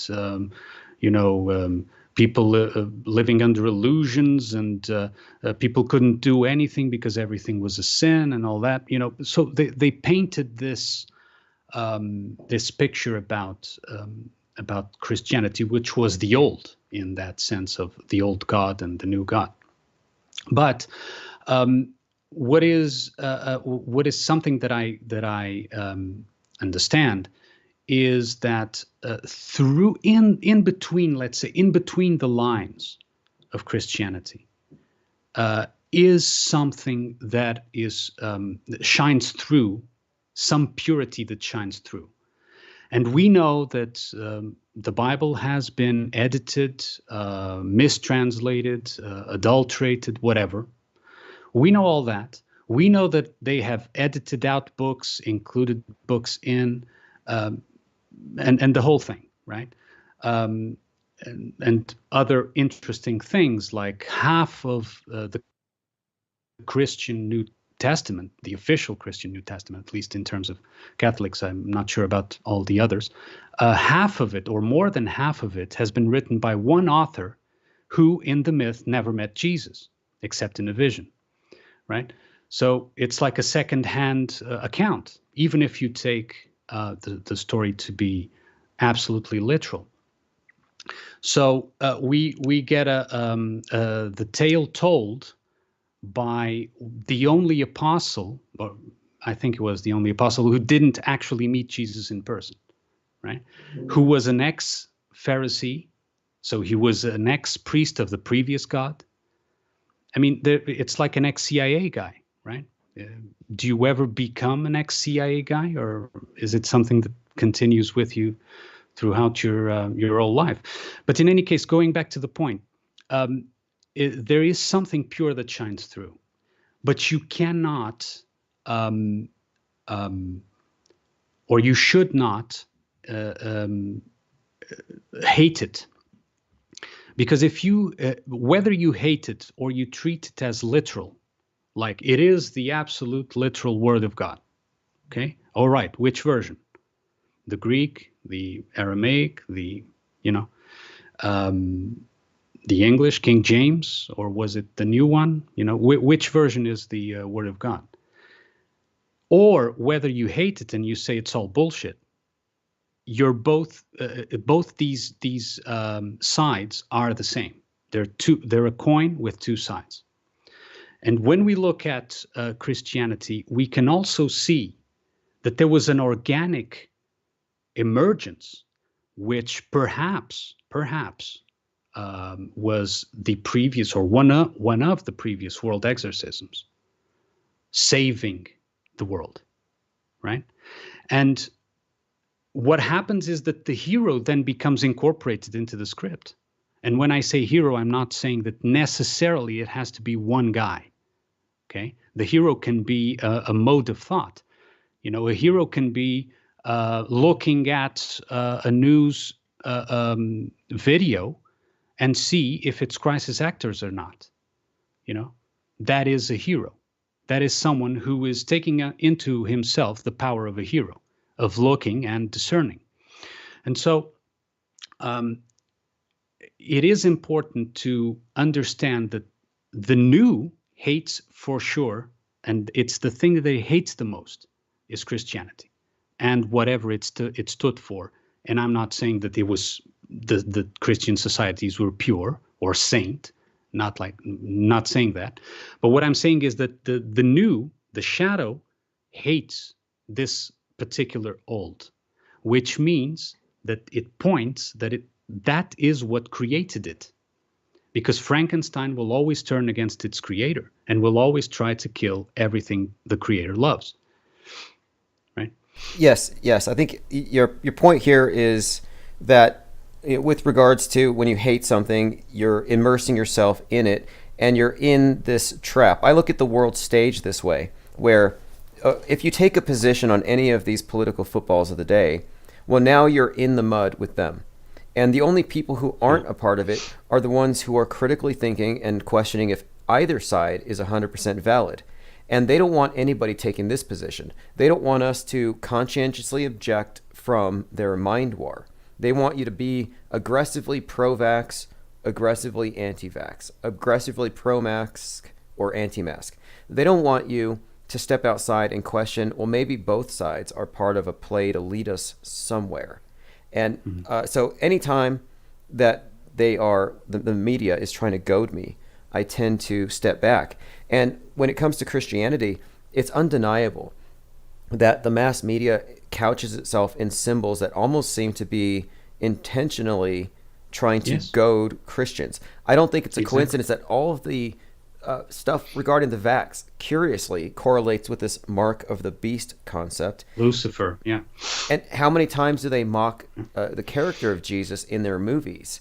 Like I watched the Joker movie recently, where he dies, and then or he's in a car crash, he's unconscious, so you think he's dead, and then he gets up, and he has his hands are bloody, and what he does is he puts his hands in his mouth and he traces the blood into a smile, like the Joker smile, and then he put his hands out.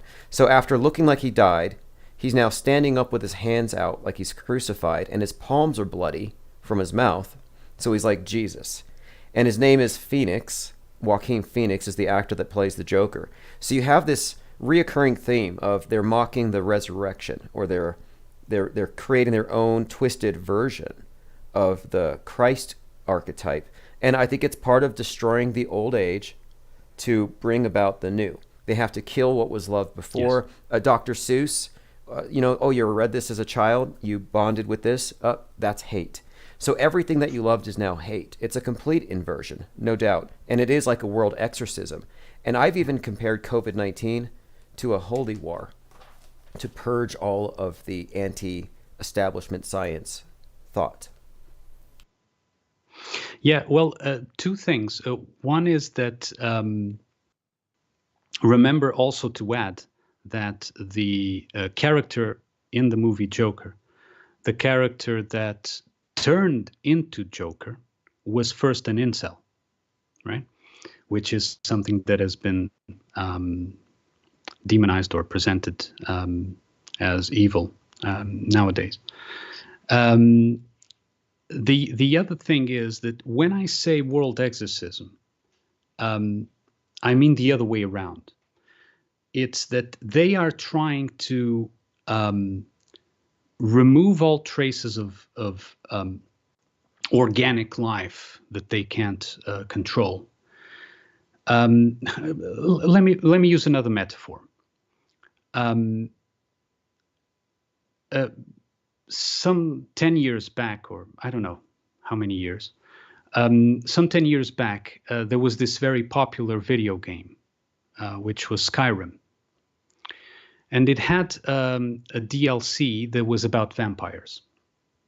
Now, there was something, most of it didn't really stick with me.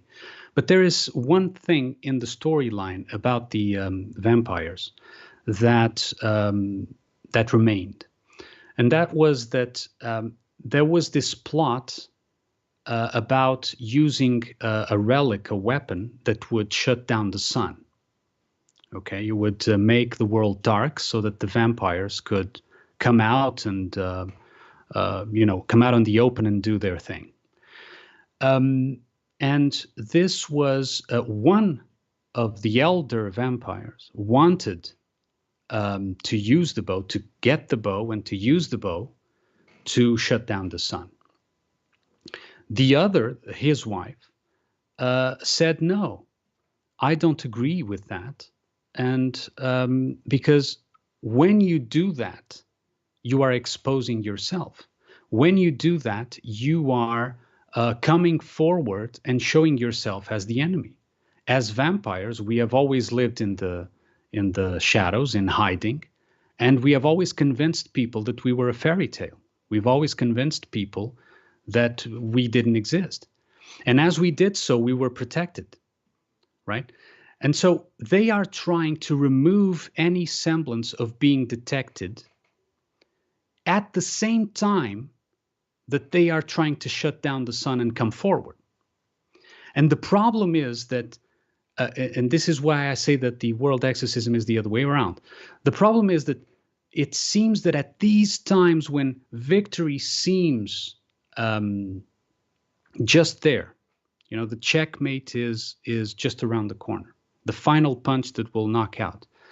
At these times, something happens that immediately, and when I say immediately, it doesn't mean that it's just 1 second, but that all of a sudden exercises these plans and restarts the script.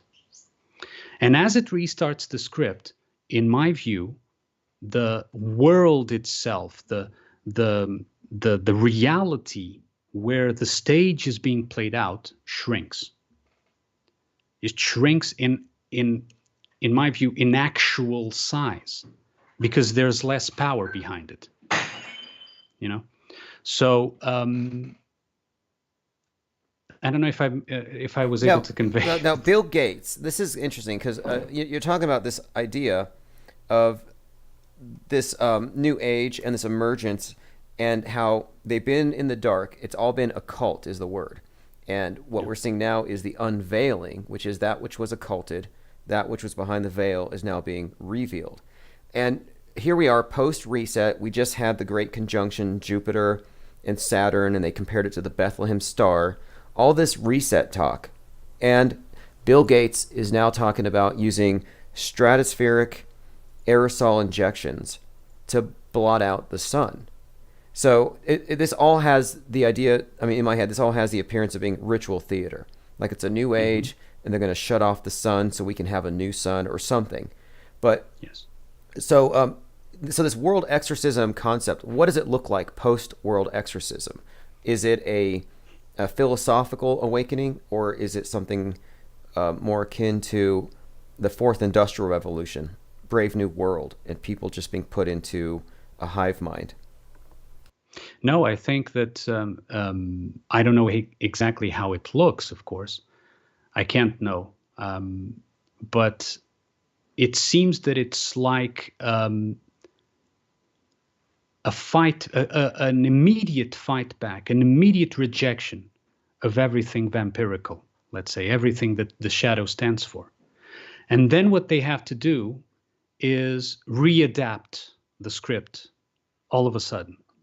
Like we know, or at least if we've observed, we know that from a certain century back, we have no access to history. It was all written by monks, right? So the history was taken from supposed sources that supposedly existed, that supposedly were copied, but we don't actually ever see the source. And this to me means that they had to hastily put together a story that showed a certain continuity when that reaction happened. And there was no continuity. There was a rejection. And as rejection came, less fuel was available to power the fog of illusion, if you like. And so it shrinks itself. Or shrinks more into itself. And so when I say shrink is, for example, you can see something that is obvious, that the structures from a few centuries ago were much bigger in scope and in size than the structures we do now, even our skyscrapers, right?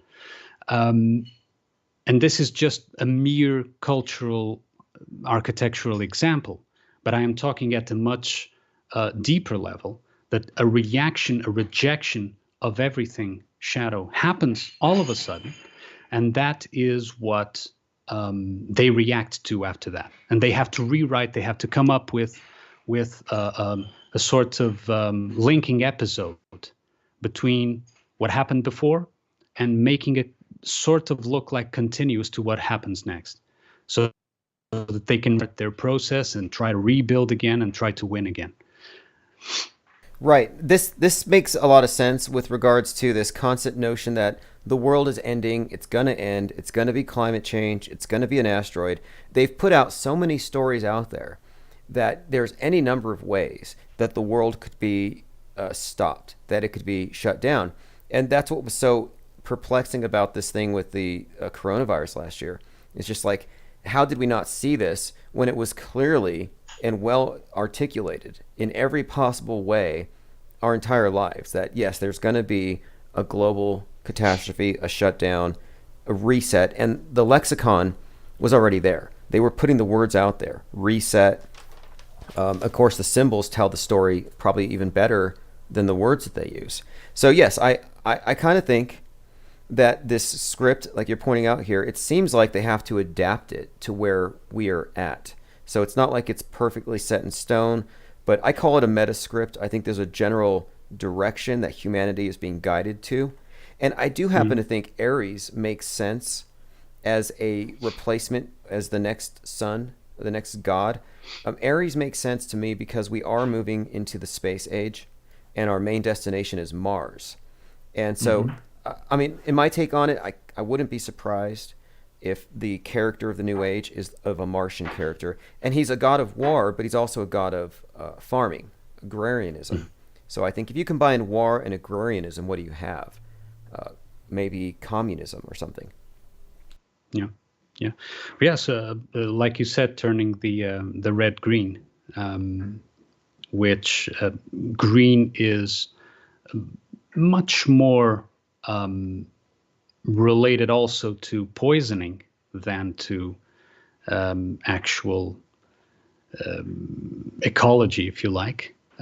Green was an old color that was associated with being poisoned, or with some sort of affliction that came from consuming something that was nefarious. And so it could be that Ares, in the sense of the mythological entity, the mythological construct, is being poisoned, or is going to be poisoned, and he's no longer the muscular god of war, but he's the emasculated Dionysian, poisoned by hormones, and he actually identifies as a woman, that kind of thing. Well, you're right, green, the color green has had a lot to do with this revolution, but last year and before that, many of us noticing the build up to COVID saw that the color green was used a lot to associate with poison and venom, the serpent, the snake. And of course, green is associated with the goddess Venus, where we get, even I think venereal disease. But these colors tell the story before everything. Red into green. Yes, this is the revolution, turning the red planet green, terraforming Mars, building the new world, building the new age. And of course, that's all built on the ashes of the old. So that's the stage we're at now. They're burning this one down so they can build the new one. Yeah, I would agree. Whether they succeed or not, that's a different story. I think I see signs of it's something I can't explain, but it would seem that every time that they're just about to checkmate, something happens. And I don't know, I can't really say for sure what it is, but it seems more or less evident, even if I have no rational backup for that. Well, there was something at the end of the Donnie Darko movie, a movie I referenced a few times here because of stuff falling from the sky. Well, at the end of the movie, they have a scene that's actually based, I think, on the book that forms kind of a basis for it, called The Destructors. And it's about creative destruction, destroying to create. And in the book The Destructors, the characters burn a mattress full of money, which is all very symbolic for 2020. But at the end of the movie, Donnie Darko is about to be killed by the falling plane part, but he's laughing inexplicably. And the idea is that he survived the end of the world and knows that it's not the end or something. And so I see all this apocalyptic stuff, doom and gloom, the max vaccination as mark of the beast. I see all of this stuff, but I kind of don't think that the world ever stops. I kind of think it's all psychodrama, mind war, and spiritual war. But as far as the masses collectively throwing off the parasitical system that the media has more or less created for us, they created the zeitgeist. I don't know. I mean, it's possible. I don't know what that would look like. I'm interested. I see the tools are all here. There's no reason for people to remain in darkness, ignorance, to remain spellbound. But it's a competition, I think, between real and fake. And fake is the dominant paradigm. They control everything. The false view. We're all false men. They can only control the fake. That's all they can control. Nothing that is organic is in their reach.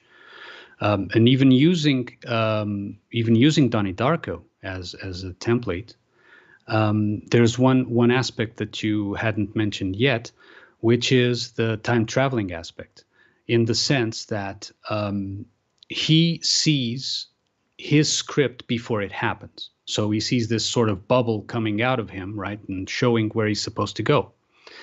Bubble or whatever, that kind of thing, ooze coming out of him, which is sort of like the displacement of time, space, whatever, blah, blah, blah. And so basically what that shows is that the character knows his script, and then as he knows the script, he has a choice. And most of the movie, he follows that script, right?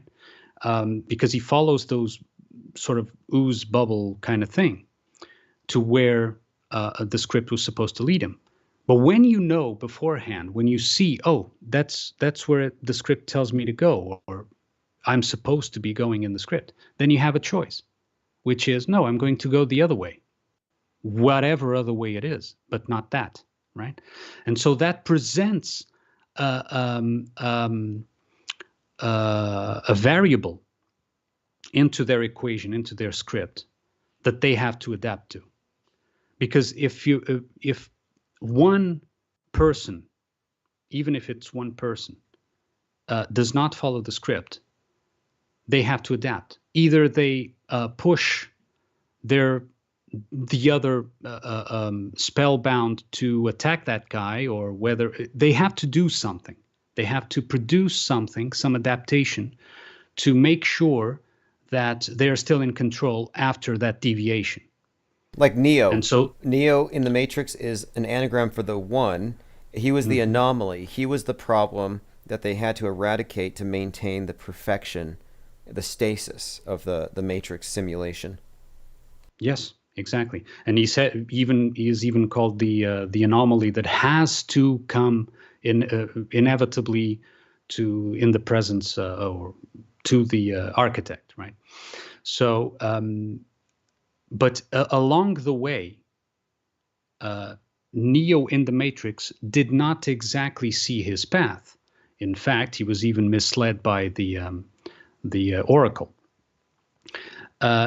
In contrast, in Donnie Darko sees the path, and then he is faced with a choice, the sort of choices that I talked about earlier with you in this call. He is faced with a choice, a continuous choice. Do I follow the bubble or don't I? And if you don't follow the bubble, then it's unknown territory, right? Unknown for the person. I mean, where does it lead? I don't know. And you can't know, and you're not supposed to know. You don't need to know. You know, this idea of security, of, oh, what's going to happen? This is all fake. It's all false. It's all part of the control system, like we've been mentioning. You don't need to know the tomorrow. And we are all, as a society, addicted to knowing the tomorrow, addicted to making sure that the tomorrow is known. And that's why they have to come up with all this fakery in the mainstream media. I'm not talking at a deeper level, but at a mainstream media, they have to come up with all this superficial fakery, because people want to know the tomorrow, and it doesn't matter if it's true or not. You want to know? I'll tell you. I'll write something, put it in front of you, and you're happy, right? Oh, of yes, course, yes, it's great. That's linked to other things, but that's one of the reasons. Right, there's a great power in that. If you can forecast the future, like, because we're given a view that says it started back then at the Big Bang, we evolved to this point, but we know it's going to end in this way. So they can tell us the beginning and the end with relative clarity, versus it's almost like a religion, a biblical creation story, where they know the creation and they know that it's going to end. They don't know when, but they know how. And so that complete total view is very comforting for some people. And so the modern paradigm, even though it's not a Bible, it gives us a creation. It gives us an explanation for where we are and where we can hope to be. And there's hopes of, there's hints of possible salvation, this time through technology and transhumanism, maybe digital transcendence being uploaded into the cloud. But it's a complete system from beginning to end. And we know the universe at the end will collapse. And it's like, well, how do we know? We don't. But the experts who say it are very convincing, and it makes us very comfortable to listen to them. Well, yeah, some of us are very comfortable with that. Others have, for years, switched off TVs. And, well, to be honest, if it weren't for channels like yours, which I've only recently came across, I wouldn't even know what was happening in the news. Only what's in my immediate surroundings, and I hear people talking here and there, and that's it. Of course, I will go search for the most obvious things, like the CV thing that's going on and all that. But as for the rest, and I'm not saying that it isn't important to do, but we have to also understand that it is swampy territory, and you can get bogged down, and we have to be aware that we can get bogged down by so much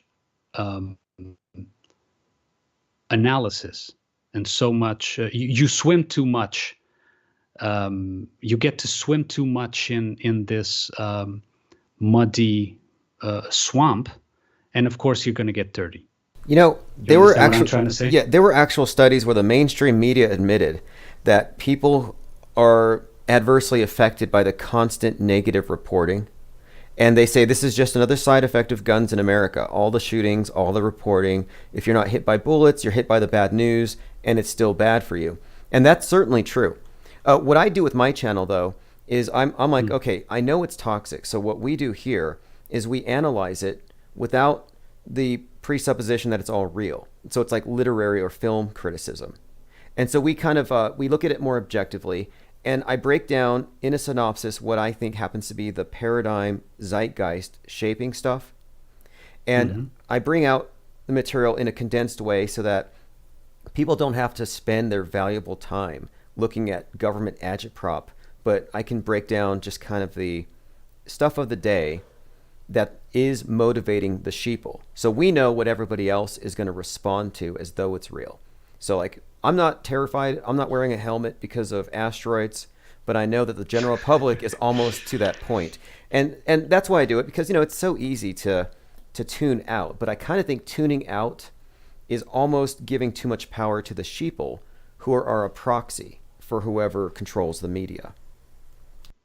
No, and it's undoubtedly useful, the work that you do. And I hope I didn't come across as that I was saying otherwise. It is undoubtedly, yeah, it is undoubtedly useful.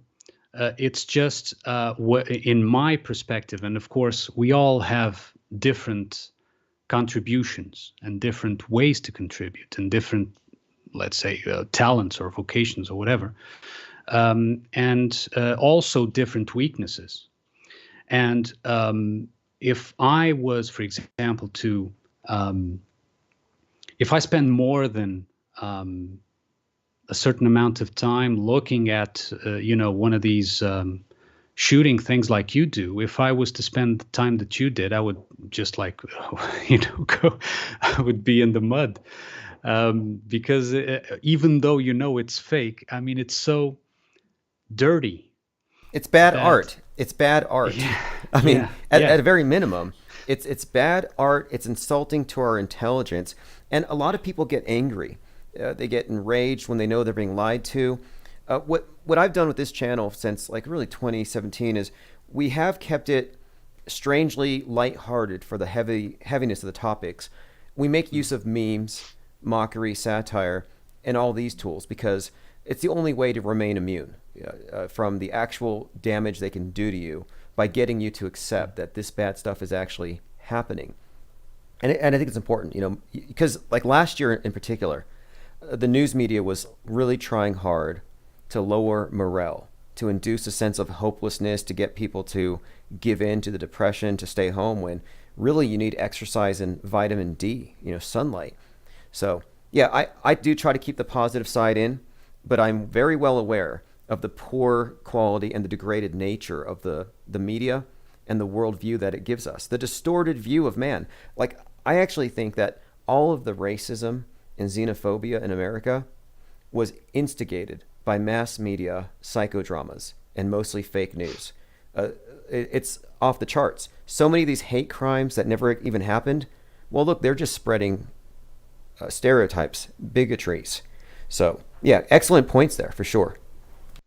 Yeah, I can't say that it was all the time, but whatever mainstream media stood for in previous societies or previous civilizations, for sure that they were controlled by priests. In the other previous was the Pharisees, and it always generates that reflection that I was talking about.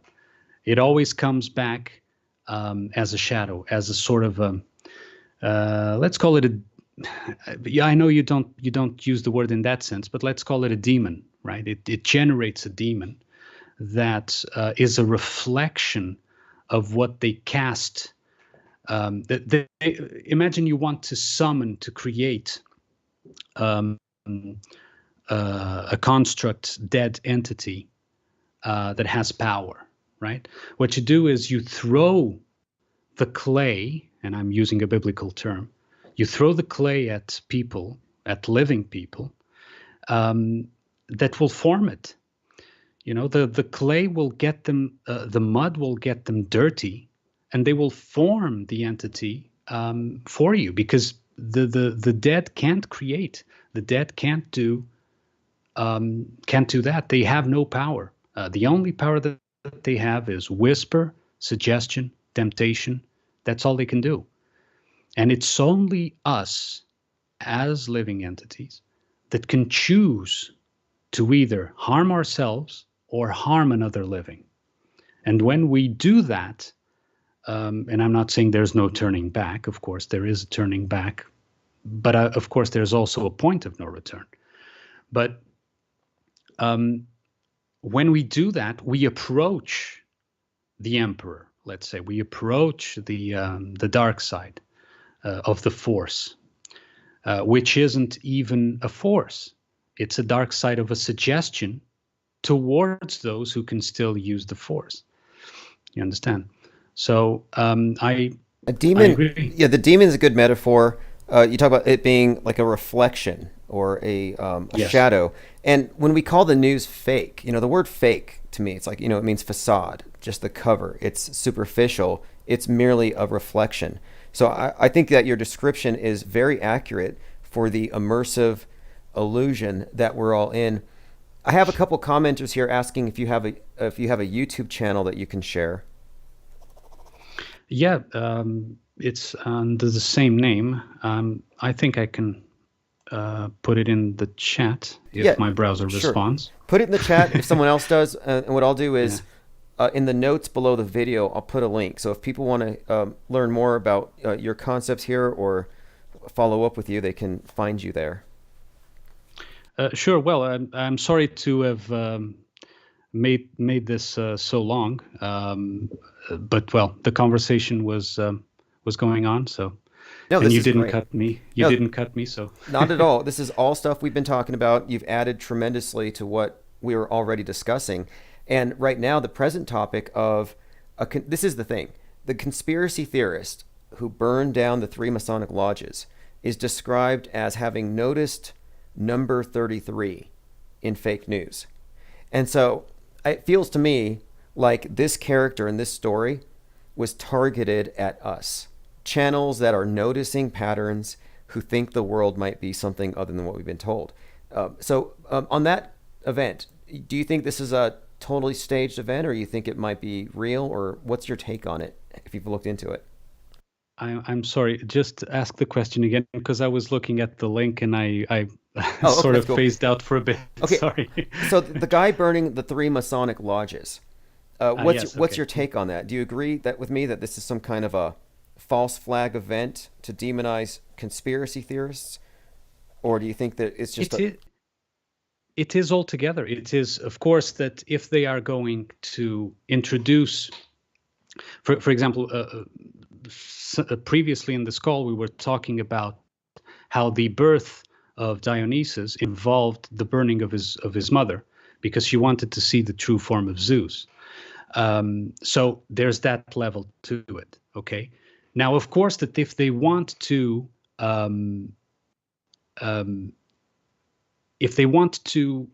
include that, they are not going to. It just doesn't serve just one purpose. So they are going to also demonize who they consider or perceive as being the enemy or adversary or whoever stands in their way. So, of course, they would include one with the other. But the main thing, I think, and it's no accident, of course, that it is Masonic. They were the ones who, through the facilitation of internet allowed people to diss the Masons, allowed people to look into the Masonic history, you know. And so they are very well aware that in 2021, with 20 years of internet, of broadband internet, that's what I mean, that there are enough people knowing that knowing that there's something wrong about the Masonic involvement in society, that something is off, even if it's at the superficial level. Oh, they're all in it just to grant favors to each other and that kind of thing. So, of course, they are going to include the fact that it's one of their enemies or perceived obstacles that would do that, so that it would facilitate a demonization on the other side, right? Definitely. And you know what it does too, I think, is it reveals what they fear. It reveals that, okay, they know they have a problem and they've isolated it. The problem is individuals recognizing these patterns, making these connections. We got to somehow demonize them. And we'll see if it works, but I see these mainstream sources just running with it. Flat earthers, burning Masonic lodges. But, you know, this is all just par for the course. We analyze this stuff all the time. When it comes to the news, we analyze the stuff on every level that we can. So I definitely appreciate your insight and your comments, and call back anytime. I'm going to start leaving my Skype up. I'm glad that you were able to get through today. Yes, well, thanks for this great conversation. And again, well, sorry it took so long, or it was so long in such a long conversation that you probably had other topics to talk about, and that I kept you from. No, actually, we had just gone through my entire topics list, and I was opening up to calls. The main thing was this false flag Masonic fire thing I wanted to talk about, but you added quite a lot more to the call, and we're always talking about the new age, mind control, and the power of words, and the programming that creates the spell. So definitely appreciate this, and yeah, you're welcome to call back at any time, and I'm always going to leave my Skype open from now on, and I'll put a link to your channel below. Okay, I've left the link in the chat, but it's submerged now with the rest of the chat, so I don't know if it still appears there, but I'm sure you have access. Okay, I got it. Hey, thanks for the great call. Appreciate it. Call back anytime. Thank you. Okay, thanks. All right, so that was our caller of the day. Okay, here we go. Armand Rai. He almost has 1,000 subs, so why don't we do this? I'm going to spam the link in the chat. He has 992 subs. Let's go ahead and push him over 1,000. There's 109 people on YouTube and DLive alone. So if you haven't subscribed to the caller's channel, please do. Thanks again to the caller and all of the commenters. This is a very interactive channel. Everybody in the chat, everyone on the phones, we're all taking a part in this dialogue and in the research. Right now we're streaming on 3 YouTube channels. I actually had 3 channels that were taken down, put back up, because I wrote them. You can actually fight them on this stuff. This is Countdown to Space Junk Armageddon. Just reading the stitches on the fastball, they're going to drop something on us, I believe, sooner or later. And the question is, how many people will believe it? What percentage? All right, thanks to everyone who subscribed to him. Let me go through the links, and also, again, timosman.cc. I have a link to every one of the live streaming viewing options, and that's where I put a Skype phone number, so you can call in via Skype, or you can join me on Skype. And I'll make sure to put a more obvious link to the Skype number or link in the chat. I'm going to quickly go through and see if there's anything else that I've missed. If I've missed anything, we'll probably pick up tonight. It's still early in the day, Saturday. I just got started early because last night I was working on the book and we weren't able to take calls last night. So thanks again, everyone, for joining. This is The Edge is in Your Mind by Chief Crow and the Flat Earth Worms. Stick around for the 24/7.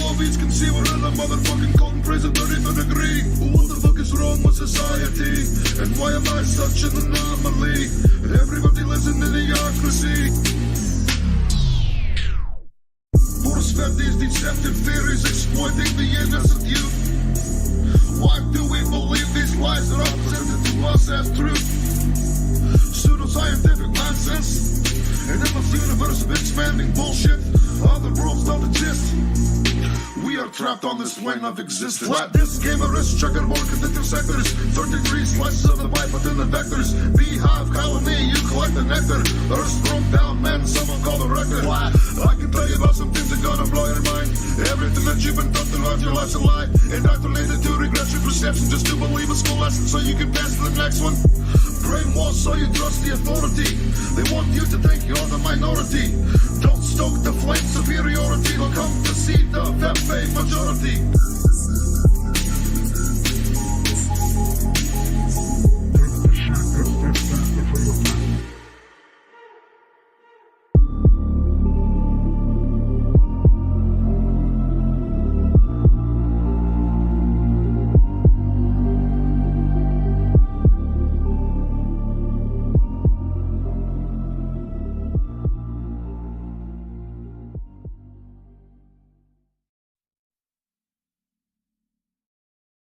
How these big freezer trucks were empty around New York when the news said, oh no, the hospitals are full. They're so full that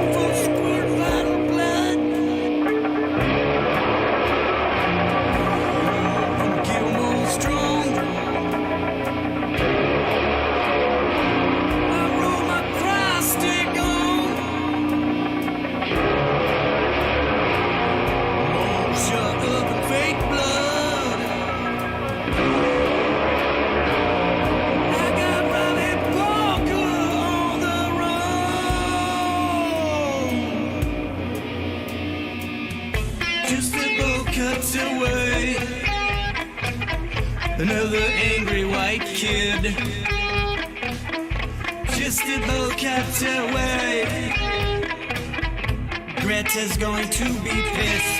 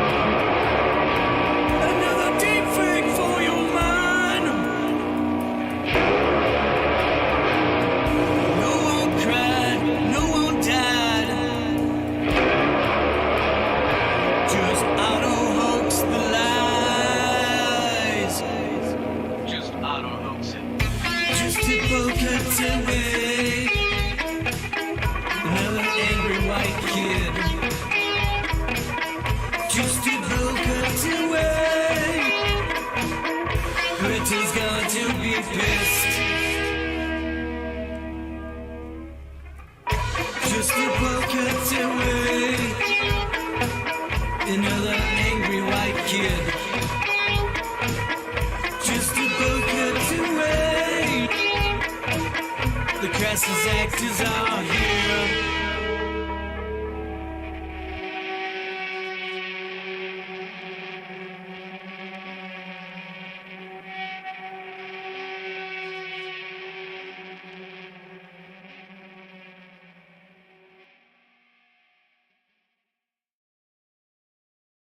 Sorry, this is from Lincoln Kareem.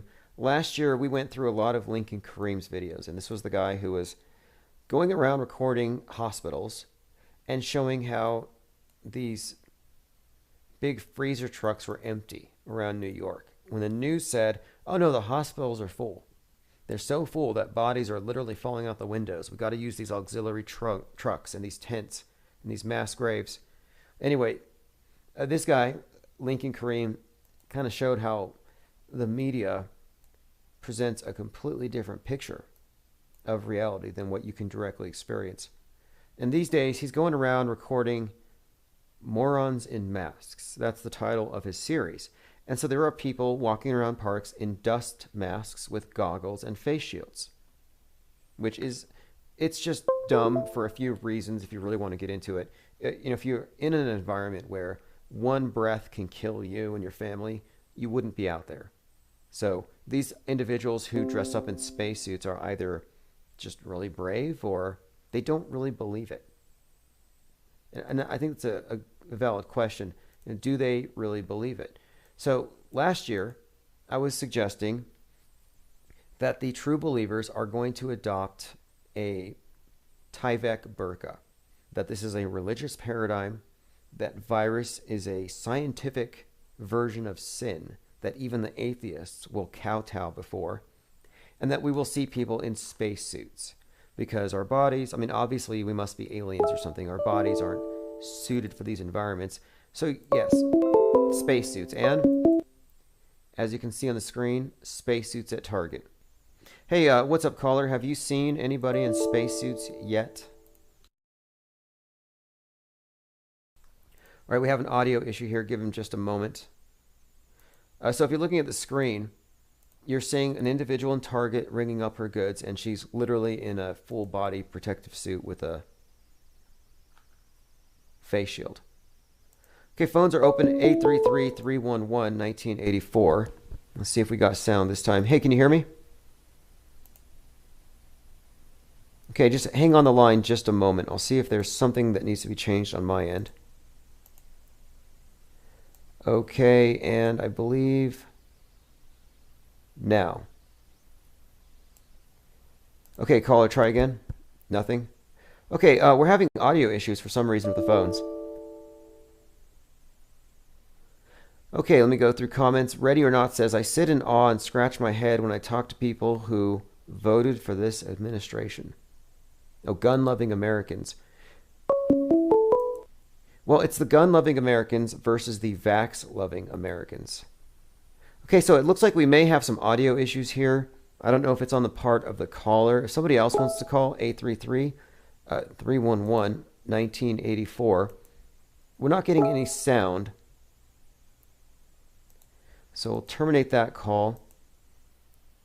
Anybody else wants to call? The caller, if you just want to go ahead and wait, and we'll see if it's on your end or not. Or send me a text. Same difference. Oh, by the way, it's 1:26 a.m. where I am. Infinite Plane Radio. Hey, what's up, caller? Can you hear me? Yeah, I can hear you just fine, although it sounds like you're wearing 3 masks. You're only required to wear 2. Yeah, it should be better now. Okay, there you go. Hey, have you been listening? Yeah. Have you been listening to this channel long enough to hear me say that there were going to be spacesuits in 2021? If you got any ideas, I was actually just calling in to, help you out with the phone, see if it was on your end at all. But I'm down to talk. I'm game. Yeah, I've been listening long enough to make it so like eye contact is tantamount to manslaughter. Yeah, exactly. Well, hey, I appreciate you calling. Man, I gotta say, I don't think that, but I also have to be, self-aware. And evidence that you lay out is it's undeniable, like it's undeniably, like you say, there's coincidence. They're inclined to say that that's fucking retarded, but I also think I'd be a fucking retard to not, think there might be some legitimacy to it. Yeah, I appreciate that. In fact, Messi Perego, I got this quote sent to me today, said, "The act of flat out denying." 100%, 100%. If you flat out, unless you like firsthand and you're contradicting it, flat out denying that would be like, okay, I feel like you should feel inclined to explain yourself, like, not just like say, I know it happened, but if you're not willing to look into things, and honestly, as a default rule, if told and not actually like something for a fact, it's like, no, there's no way that's true, but you don't know, like you've just taken somebody else's word for it, you should want to look into it. You should just want to look into it. Yeah, absolutely. Great points all around. Again, but you do have one point. When something is the accepted status quo, the rules of logic say, hey, if you're going to challenge it, even if you know the secrets, you still have to provide a burden of proof. So neither of us have enough information now, but these are some interesting bits of information, and it is an interesting story. Yeah, I stated from a young age that like, oh, we're Americans, and like the Constitution and our founding fathers, and like, because in a criminal court, preponderance of evidence, and that if you're able to present a preponderance of evidence that is above that 51%, that it is more likely than not, then these are things worth taking into account. I don't think we should just dismiss the possibility that something like is more likely to have happened than not, because, oh, well, you haven't proved that like it happened the way that you say. Does that make sense? So like if like 80s maybe, like what, and it also was a bunch of participants who probably went to tame frat parties in the 80s. So it's like nobody threw over the government. All right, it's not worth the response. But we're told that no, I mean, like you got to prove us wrong. Yes. I just think that it's more likely than not that it was some boomers that probably they're still trusting the plan.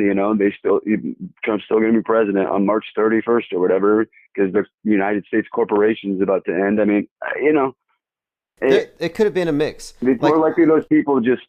I'll let you, take that and go into the next call and all that. I just wanted to help out with the phones, but I'll be listening in the chat, man. You have a good night. All right. Appreciate you calling in. Everyone here appreciates you calling in and testing out the phones. And yeah, I agree with his points here. There is a responsibility to attend your assertions with evidence. And we call out the media when they say, oh, it was a Capitol Hill bombing. It was an insurrection. And it's like, no, this was a theatrical reproduction of a few different things. For one, you had the recreation of the fall of Rome. It was all just posturing. It was theater. And it was bad theater. And it's just remarkable dose of cognitive dissonance. I'm like, no, this can't be. But I guess it is the case. And so I have to lower my expectations a bit about what it actually takes to convince the public of anything. But I am really up to this. I am really into this theory now that Stanley Kubrick may have not only faked the moon landing, but that he's involved with much more than that. I don't know about the JFK thing. This is the first I've heard of it. But I'm not unfamiliar with the theory that JFK's death was merely another theatrical production, a farce. DC is in Rome, Maryland. Yeah, absolutely. Great point. Yeah, look up Fall of Rome and Capitol riots. I think enough people have made this connection that you should find that picture right off the bat, where so you have the image of the Viking with his horns and then his friend with the podium. And you can find in this, just in your search, the image of Vandals, the fall of Rome. And he ran out the door. And he put it on eBay, supposedly, which is ridiculous. If you have an eBay store, you can't just list stuff like that. But he was posing for a picture and waving, And yeah, it looks exactly like these very familiar depictions of the fall of Rome and these barbarians stealing stuff. And again, there were photographers everywhere. And this isn't the only example of good writing. I mean, it's bad performance, but it's actually good writing. For example, one of the individuals carrying a flag that said, "Don't tread on me," got an American flag, which is clearly a reference to Lewis Sinclair's Babbitt about uber conformists wrapped in the American flag, worried about communists. Same thing. And the podium scene too. I mean, the whole thing was very farcical. And when you watch them go into the chamber, the security guards were very respectful. Everybody was social distancing. It was people actually claiming that they nearly died, that they thought they were going to get killed, and they weren't even there. You know, various bad actors, you know, who it doesn't take long to deconstruct it. So it's just a matter of, do you want to believe what they tell you, fact averse? The media is always narrative trumps 1976. Well, this theory, this notion of a metascript, the idea here is that none of these events are random, and they're going to be guided in a certain way. And it just seems like even if it doesn't seem like it's realistic, it's just going to go that way. And predictive programming, this idea of hints, predictive hints in the media, this is beyond dispute. This is not a conspiracy theory. It's a fact. A very famous scene, and when you look at the scene on a freeze frame, there are a number of things that are undeniably connected. So one, there's a sign in the back that has a Corona bottle. Directly in front of Captain America is a sign with a doctor that looks like Bill Gates. And it looks like he's jabbing a needle right in the arm of Captain America. So Bill Gates, and this is just scratching the surface. Corona bottle, coronavirus, the mask. This stuff is everywhere.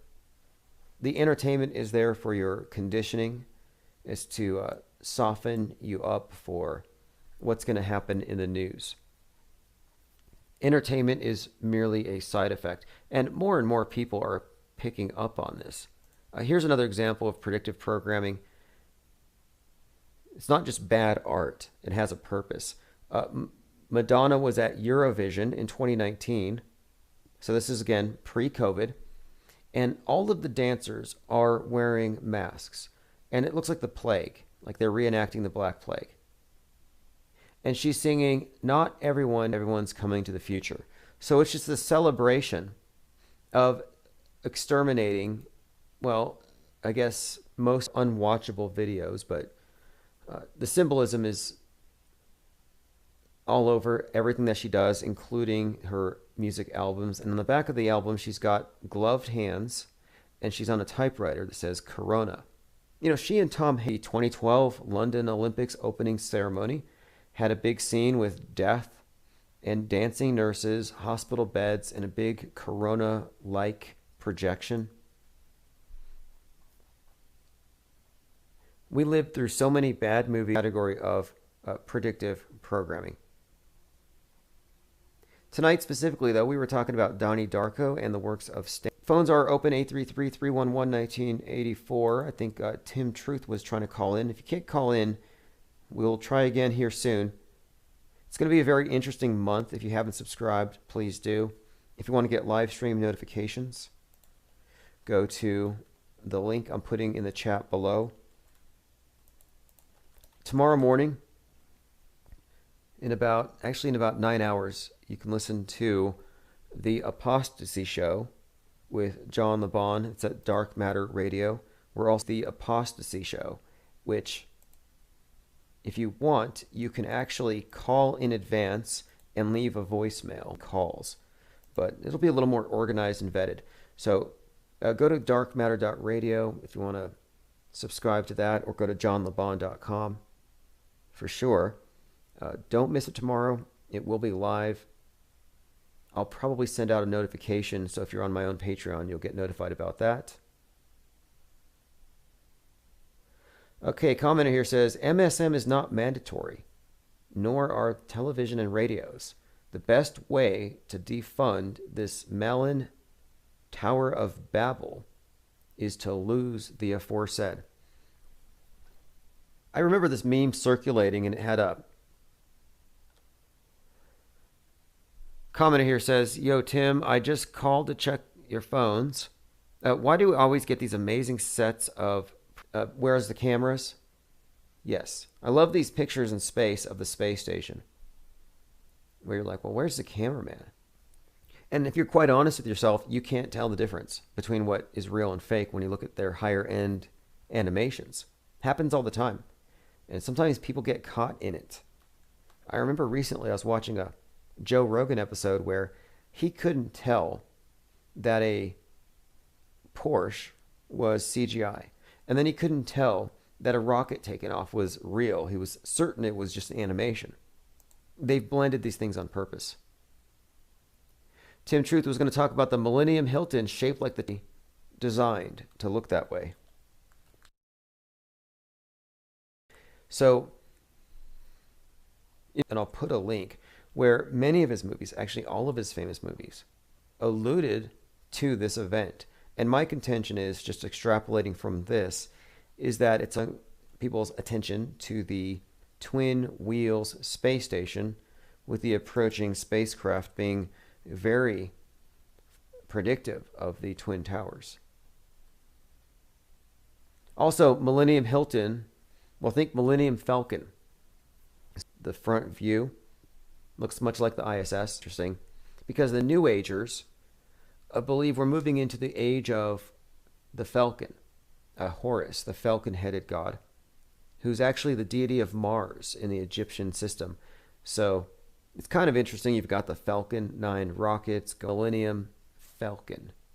And the Star Wars movies are absolutely replete with the same types of symbolism. One quick example, and this is just completely has his hand chopped off, and he ends up hanging from a cross in Cloud City before his hand is reattached.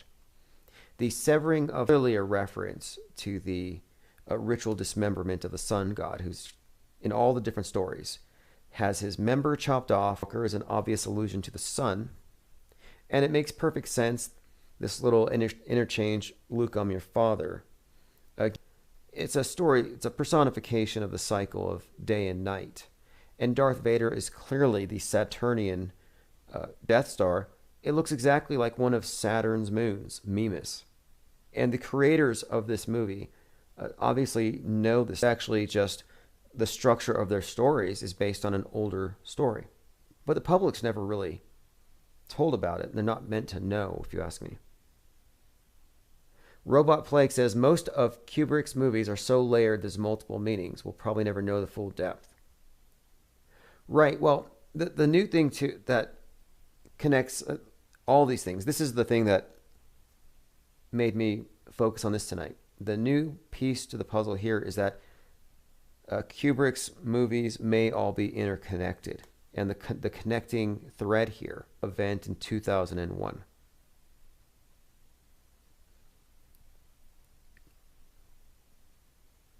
To manipulate our minds with mathematics into believing someone at the equator is traveling at the same speed as someone at the North Pole. Well, when you say and you'll have a picture of a person on a roller coaster or something, as though you should expect the world to be, it's moving 1,000 miles per hour, it's rotating every 24 hours, but relative to the size of the Earth, we're not able to. But when you think about the scale, it's really not. But the absurdity, yes, it's definitely absurd, I think. There's so many absurdities and contradictions. And I'm constantly running across this one here where they say, okay, well, the Earth is oblate.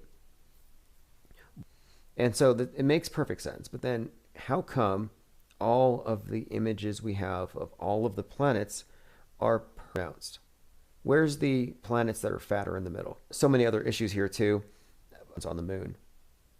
So it's like, okay, so then I guess I'm a paleontologist, an astropaleontologist. I can take my telescope and look for dinosaur bones in space. The science of space, if you want to call it that, it's all been hijacked for ideology, and it's being used primarily to condition people to accept the inevitable destruction of the Earth by falling space rocks, climate catastrophe, any number of things. You can look at NASA's training videos, and you can see how much time they actually spend underwater. And then you can look into the bubbles and space phenomenon, and you can choose to ignore it.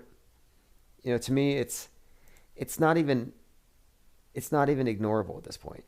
These bubbles in space, or the obvious green screen glitches, kind of like what the Capitol really was, and recognize that the mass media is lying. And right now, I'm just not really trusting any of these. Year 2020, this Great Reset thing, it's been, I think, pretty much a prophecy that played out in front of our eyes, and I think it's pretty much come true. All these magazines, conjunction in December of Saturn and Jupiter, and this conjunction was discussed pretty widely because of its rarity, and it was described as a Star of Bethlehem. They said, we haven't had one of these since then. A reset and everything starting over. Building back better. This storyline is talking about this engineered end of the world as we know it, to bring about the new age. And that's directors foreshadowing these events. These are major transformative events for the world. A comment here says, Event 201, a space opera man socially re-engineers himself. An epic misuse of force, a catastrophic disaster. If you're talking about Event 201, that's the one that predicted not predicted, but it was like a rehearsal, not only for COVID-19, but for dealing with, quote, conspiracy theorists who don't believe in it. Now, right before 9/11, there was a similar simulation that was called Prepare for Something 20 years ago, and they still haven't figured it out. So when it happens, they're still not going to be ready. It's like, oh, you prepared for the worst 20 years ago, and that's still your best plan, is just assume it's all going to crash first. But again, this dark winter, Tom Clancy wrote the book that we're living through. We're living through the Hunger Games, dark winter. And Tom Clancy, again, Sum of All Fears, credited with writing 9/11. So let me bring this up really quick. If we can talk about an author who has multiple books referencing major transformative events of our lives,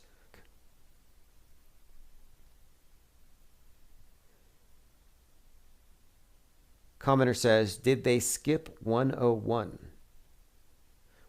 The grandma death, the time traveler in the movie, is 101. In The Matrix, the Merovingian is in room 101. In 1984, The Ministry of Love, where they torture you until you can see 2 + 2 is 5, takes place in suite 101. One Step Too Far says, we live in a shitty Nick Cage straight to DVD movie. You know, I was looking at a movie on BitChute. It was a collection, actually. It was a video showing Jesus Christ. And I've pointed out the Joker movie, the symbolism there, how he has the bleeding smile and he does the Jesus pose with the bloody palms. We've talked about this at length.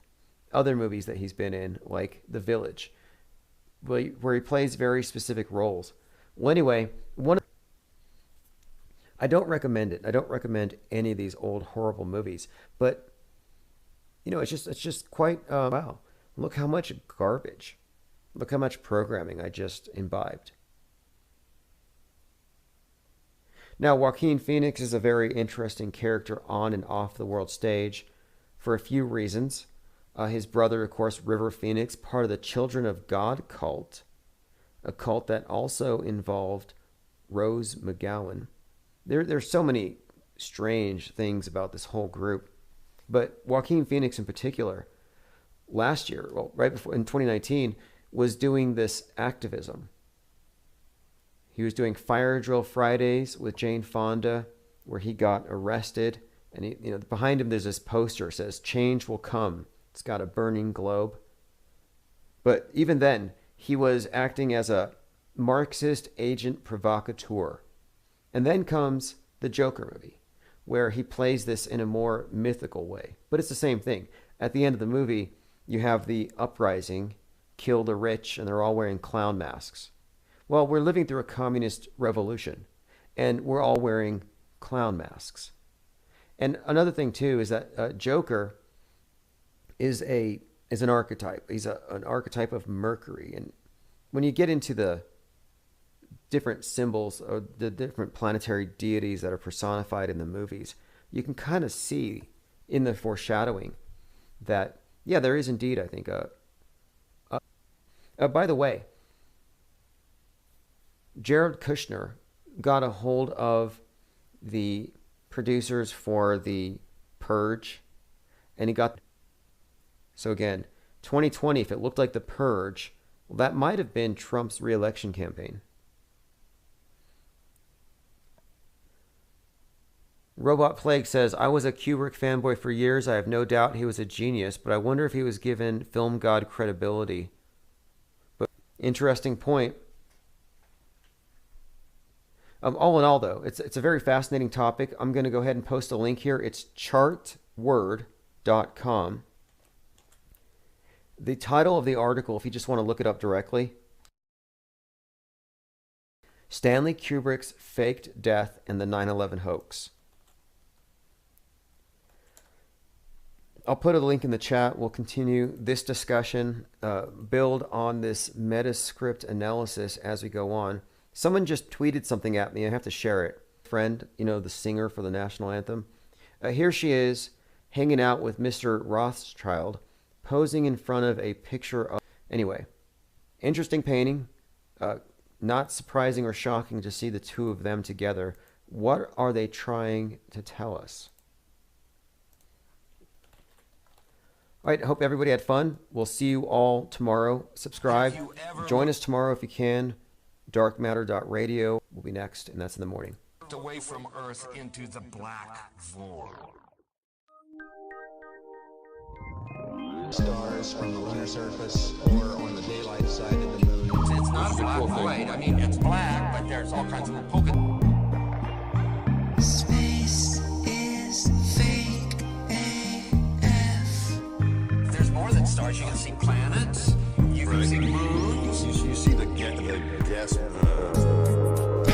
Don't let it see the nerves sucking. But we haven't been back since 1972. Destroyed all the papers and blew up the Challenger crew. Except for the twinsies. Space is fake AF. Space is fake AF. Look out into deep space away from the sun. Hey, space boy, you broke my rocket man heart. Where are all the tomfoolery? What happens if you get a leak on that? You have a leak. IPR reporters. I did send out the link via Patreon. Just go check it. It's actually free for you this time. Go pick up your press passes. Go to infiniteplane.media if you want to order a press pass. Why we started doing these, and we gave out a bunch of them, is so that people could go check to see if there was really a pandemic. And turns out there wasn't one. Front row at Yorba Linda when the hero of Chazistan, basically at all the different riots. If something's burning down, we're going to have somebody nearby. We didn't have anybody at King Soopers on time, but it will be the case, I think, in the future that we'll be swarming on these events as they unfold. Only Kubrick direct 9/11. Let me bring up a couple other things really quick here. Okay, Vibes of Cosmos. That's the name of Sturgio Studios 10 now. Vibes of the Cosmos. Chris Farley died at 33. James Belushi, 33. Phil. Someone posted that in the forums. Appreciate it. More puzzle pieces. And that's really how I view these. Again, the shooter at King Soopers, at that super psyop, looking like a Masonic initiate, was handcuffed and escorted away by 2 cops at 3:30. What are the odds? I think the photography gives this thing away as a massive hoax. New reality TV show is looking for Earth's first space hero. So we have basically people are going to be sent to space to do a TV show. Look, they did this about 15 years ago with a show called Space Cadets, and it turned out the whole thing was a psyop, and half the people... It's amazing what they've been doing. They've been walking us into a simulated reality, a simulation just underground.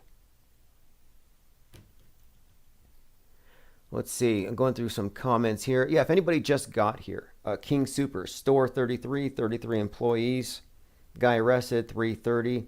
I mean, I could go on, but there is no indication that anybody actually psyops a debunk that I've seen in a long time. They hardly even try anymore.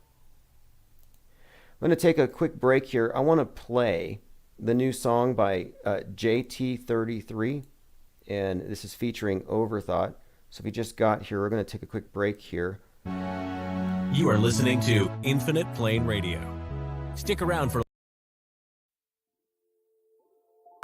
Water doesn't curve for fuck, they give a vacuum, ain't ever thought it's fake. Telling you about spins and orbits, all vanities like little hobbits. You've never felt, just accepted it, that's the way it is. They've taken your mind to call it a rod, indoctrinated it with a foreign thought. Talking about their imaginary friend, helping the masses to make light bend. A concept for water on the ball, like it could stick to a wall. Vast bodies of water won't ever display the convection stops, cause they got waves rising it. But gravity, you rush to say, a giant law with a role to play. Substitute of Abrahamic thought, result of adjustment to a dying God. You already Roman gods are above, they never die. And the theme's one hell of a genius thought. Gravity is still unproven and a fraud. And look at the theoretical black holes. They've taken money and debt and their goals, presenting now pretty graphs and sheets to mix logic while it feeds.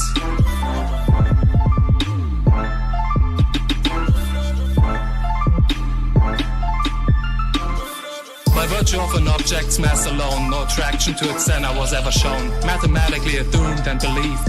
Many generations got deceived.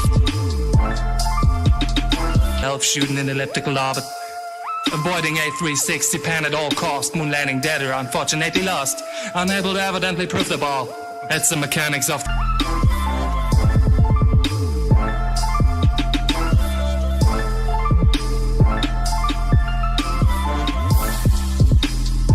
gravity be all around and everywhere, apparently making everything is fair, giving you uncountable objects and all.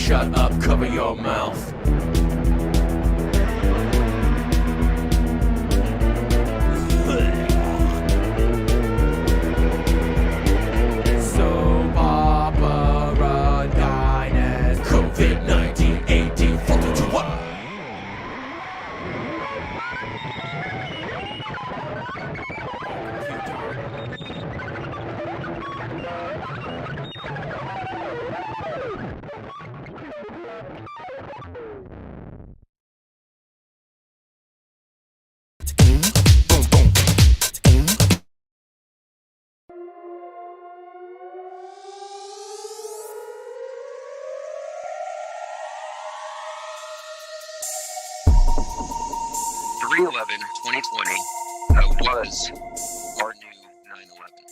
And it wasn't as spectacular.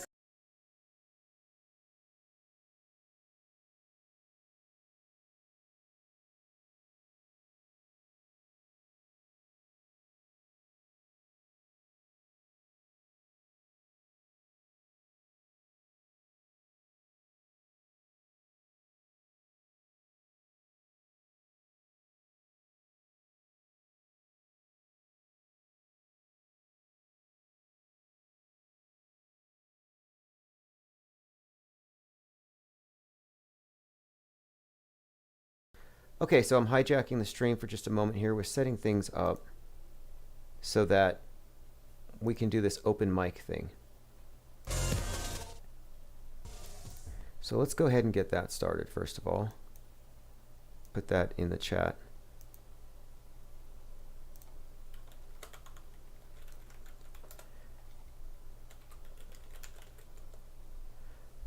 Let me go ahead and briefly explain this. And so let me put the image on top of the screen for those of you watching. I'm actually doing the actual graphics for this thing, and I haven't decided specifically on the design for the thumbnail for open mics, and we'll work out something a little more spectacular later.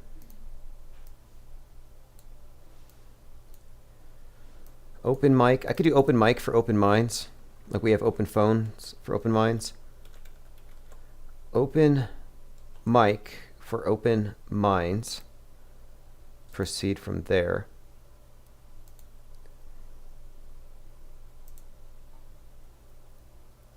Again, if you're just getting here, or if you were already here lurking from earlier, we're starting to add something here. We're starting to add new features, that is. So since the great reset of last week, I took some time off to do some things, but the next thing is this. I'm adding, so you'll hear more voices, more topics, etc. So let me go ahead and hit live. So it's on air right now. It's not a live stream, and anybody in Discord will be able to jump on and be heard. Now, I'm trying to think what I should do for the background.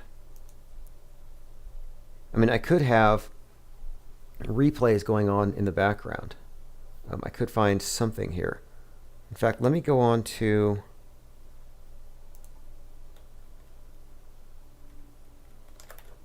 we'll start with this SoundCloud. I must have a music only playlist or something. Using the Infinite Plane live stream, the live 24/7, but right now that's playing this, so it'll be an echo. I'm going to set that up, so just one moment here, bear with me. Symbolic, so something that clearly perceived it and even created it. Okay, so there we have it. So now I have, let's see here, 2 layers of me talking. I'm just going to have to boost that track forward, what I'm doing here. So I have the 24/7 network, and I have it on an autoplay. Everything's pre-programmed. I have to log into the system here. It's going to take me a minute to set this up, but basically I'm putting all of the music into a loop.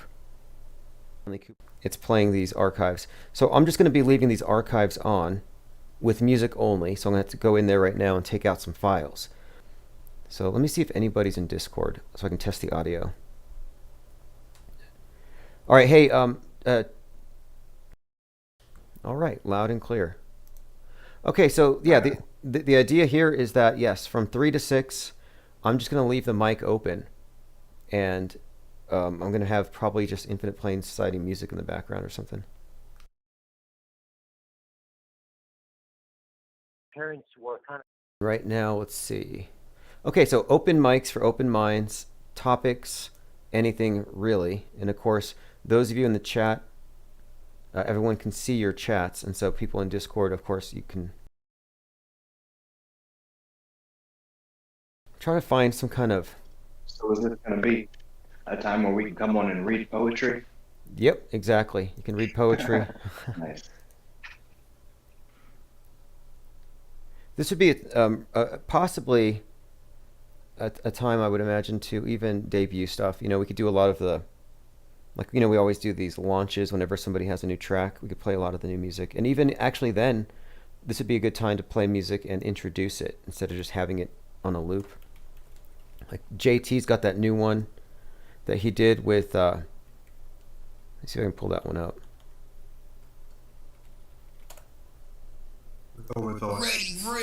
Yeah, the one with Overthought's the one I'm looking for. What was the title of it? Yeah, JT33's work is rather good. Really a great collection here. I've got so many different playlists. Solemnite. Nope. Nope. Okay. No, it's crystal clear. So let's see. Here, I have JT's channel. So let's play. So can you hear this in Discord? I don't think you can. Yes, it's coming through. Only when you're. Okay, just checking. Okay, so just so you know, I can have music. There's not going to be an echo, so it's not a problem. So anyway, yeah, I could actually play right now some music. You could do live DJing. Any of you could really, and we'll play the same song, but instead of playing it on YouTube, we'll play it through semicolon play, and then the track or something like that. Yes, that's a Fred though. Lloyd is different. I think Lloyd is the typing. Waking up from that nightmare of 2020. These people are money hungry. I had to pause it abruptly, but just so you know, yeah, so you can use the bot, and you can play tracks, you can spin tracks for the people out there. And in chat's talking about DMX and his overdose. It's Easter right now. Oh, Easter. DMX OD? He's not dead, but he's a known figure dying, and then there's rumors that he's dead, and then he comes back. And it's like, this happens with so many celebrities. So many are, they rip who so-and-so. Anyway. Yeah. Yeah, DMX apparently had some kind of a thing. They're saying he's chilling in a hospital. Could be true. I have no reason to think it's not true. I don't think there could be something to it. Someone here says everybody knows he smokes crack. We don't know that. The law because of it. I think he even admitted it at one point himself, so there might be some validity to it, unless it was part of his, backstory. It's like, I guess you'll never know until you try it. Try it, right? That's what I'm wondering. Like, is that even a thing? Like, I thought people phased it out. Now they have something else. They haven't moved beyond crack right now. They haven't improved it. I think they're going to put it in the vax so that we have a whole nation of vax junkies who want a weekly vax on Sunday. Excellent choice. It's time to get your vax. And I'll have a vax stash. Okay, so here's what I'm thinking, because this can work out very well having the... In fact, I'm going to put, so they can see what we're... chance that there is dead air during this 3 hour. I might have some light music, like I'm going to get a track, a background track that we can play while we're in here. We just got to have the volume down and have Fredboat or whoever playing the music. So if somebody wants to come up with a 3 hour track or whatever, or an hour track we can loop 3 times, just background music, it can probably even change from day to day. I don't know. I'm open to any suggestions though. What about are we running a risk of invaders? 20 folks coming into the Discord chat. They're paid members, and we have an easy ability to kick anybody. But that is a thing. They will send, like they did this to, I believe it was Robinhood, or the server, where they flooded the Telegram with racist and anti-Semitic comments, and then they shut it down. People tried that in our server, but we're kind of like we're pretty secure. Yeah, teams. Comedy routines, poetry. You can pretty much, you got something. It would be a good time to invite people into the Discord from other platforms like Fakeologist and Dark Matter and all the other ones well, this is the Infinite Plane. No shortage of interesting people to get on the line. What'd you guys think about the guest last live stream? Who was that? Oh, that was the guy who the Portuguese. Armand Rai. Armand Rai. Correct. He claimed to be. Yeah. Okay. Yeah. Well, he's got a. Oh yeah, he was interesting. He has Very a pod. well spoken. It's a podcast he has. It's actually called Dream Therapy. Uh-huh. And so I posted a link. So he does audiobook quality narration with this podcast. Very well polished, nice work, interesting ideas. And so that was kind of cool that he called in. And I think we talked for like an hour and a half or something. Oh, that was a great podcast. 3 Masonic lodges just coincidentally happens to be friends with Flat Earth Fucker. I thought it was Fokker. I thought that's what you were basically saying. It was not Fokker. See, yeah, I thought it was Fokker. No, it was Ben Orion Arson Coleman. I mean, the name's so fake, if you ask me, but Arson Coleman. That's his real name. It's Carlson, but it's got arson in it. His name does have Right. Orion and Coleman. It is Coleman. Man. Fokker worries me though, man. I don't know. He's authentico. He's getting a whole lot of news, you know. Well, he ever even since COVID. he even said, well, maybe he did it because, and I thought this was crazy. He's burning Yeah. Masonic temples. What kind of crap is that? Come on, dude. Yeah, he was justifying. He's a co-conspirator, perhaps. Not really. I mean, I can't anyway. And nobody ever convicted the Masons of doing anything. The symbolism speaks for itself, but the symbolism is beyond just Right. Freemasons. It encompasses a body Right. of symbol. And it's interesting that it would be somebody friends with Mr. Fokker, who has been used to kind of smear all of us as, I don't know, anti-authoritarian or something, which I am. What did you say? The news article said that he had found similarities in fake news stories concerning the number 33. Yeah, that's us, you know. Yep. Pattern recognizers. It says COVID-19 Masonic conspiracy to spy on the world with nanotech. So,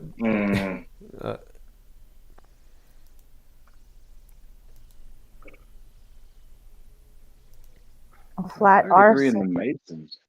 I mean, I guess you can't blame it all on them. Like you said, most of the symbols and all that, you know, that all that existed before the Masons. You know, it's kind of a bad straw man for them and us. did you see the thumbnail that the Daily Beast put on their webpage as like? No. Oh. Yeah, if you search flat Earth art with a Masonic symbol on it, and then they have it on fire, I'll put it on the screen. I actually made an NFT out of it because I mean, this is a joke, but trusted establishment media, and it's such a clown show. They make these characters like we should start doing psyops, and in our psyops, it's always like, yeah, this person worked for NBC before they did this crazy thing. So you gave them how many did you make? Just one NFT, or you just gave them the number one? I was gonna grab one if you had some. Let me take a look because I get on Atomic Hub real quick. I actually think that I have a. Here we go. Okay, I have 33 available, and I've only printed about 10. So right now I see 1, 2, 3 of them still available. This is on the Atomic Hub, and actually it's the one that I made is an animated GIF. So I'll put it on the screen. I put the image on like this. Looks kind of like a. What's that game that they play? Where they in the casinos, the roulette or whatever. But anyway, I put it there with Infinite Plane Society. That's an NFT, and I'll put a link in the chat if anybody wants to go to Atomic Hub.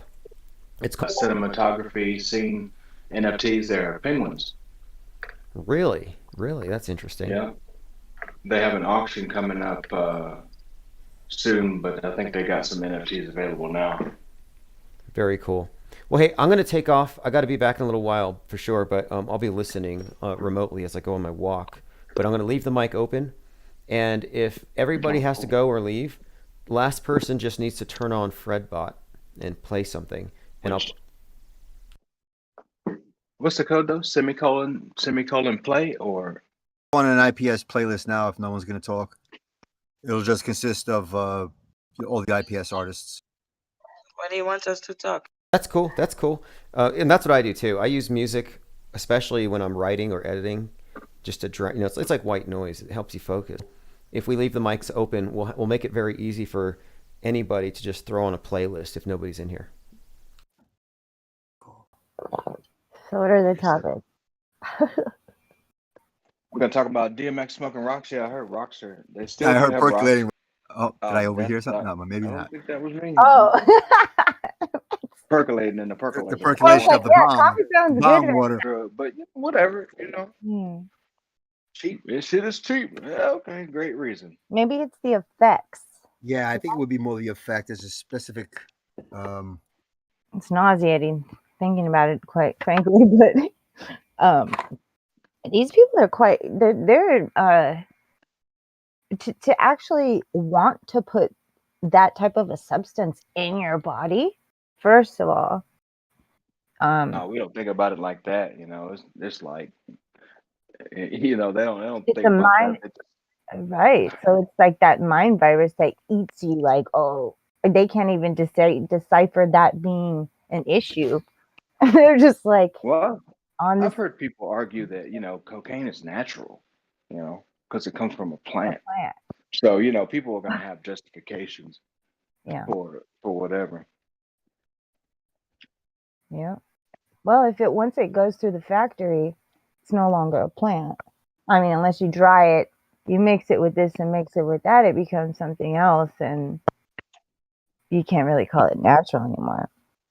I always thought detoxing would save me, so I never really worried too much about, like I used to drink red Kool-Aid, well I did before one time or another. And I never really, was worried about my intestines getting stained or nothing like that. I mean, I don't drink red Kool-Aid now, but I always thought I could just clean myself up later on. Do the damage. Yeah, you know what? I do remember having that thought. Like, yeah, we're young. We can do whatever we want to our bodies. We don't seem to be affected much. I used to drink a lot of, Shirley Temples with the grenadine. So as a youth, I remember there was a lot of that red 40 in my Oh yeah. drink. So I feel you on the red Kool-Aid. But we just didn't know any better. We just thought, oh, it's fun. Yeah.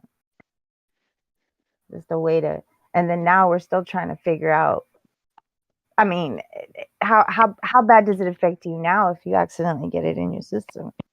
Yeah. What is it? Just beetle shells and what is red 40? Probably the accumulation over time that probably would, if it had any kind of negative effect, you know what I mean? But the human body is powerful, you know what I mean? Yeah. And plus we already got chemtrails to worry about, We don't need to be drinking red Kool-Aid. We might get the chemtrail Kool-Aid lump. Well, I think the Kool-Aid is the vaccine. Yeah. The Baba. The vodka. I remember when I was worried about chemtrails. I'm just kidding now, but I remember when I did used to be thinking, oh my God, it just made every sunny day terrible. You know that? What it did was it made every sunny day shitty. It really did, being afraid of chemtrails and whatnot. But then as I was growing up, it would always make me think, why are they farming the skies? It's almost like they farming the skies.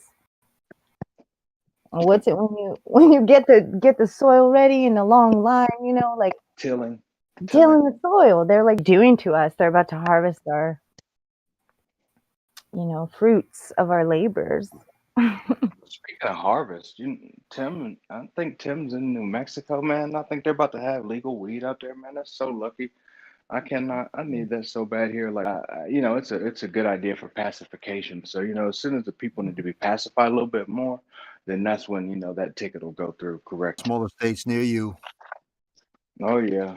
But we's a red state. Don't give a damn what's in the Senate, Jordan. Right. I don't know.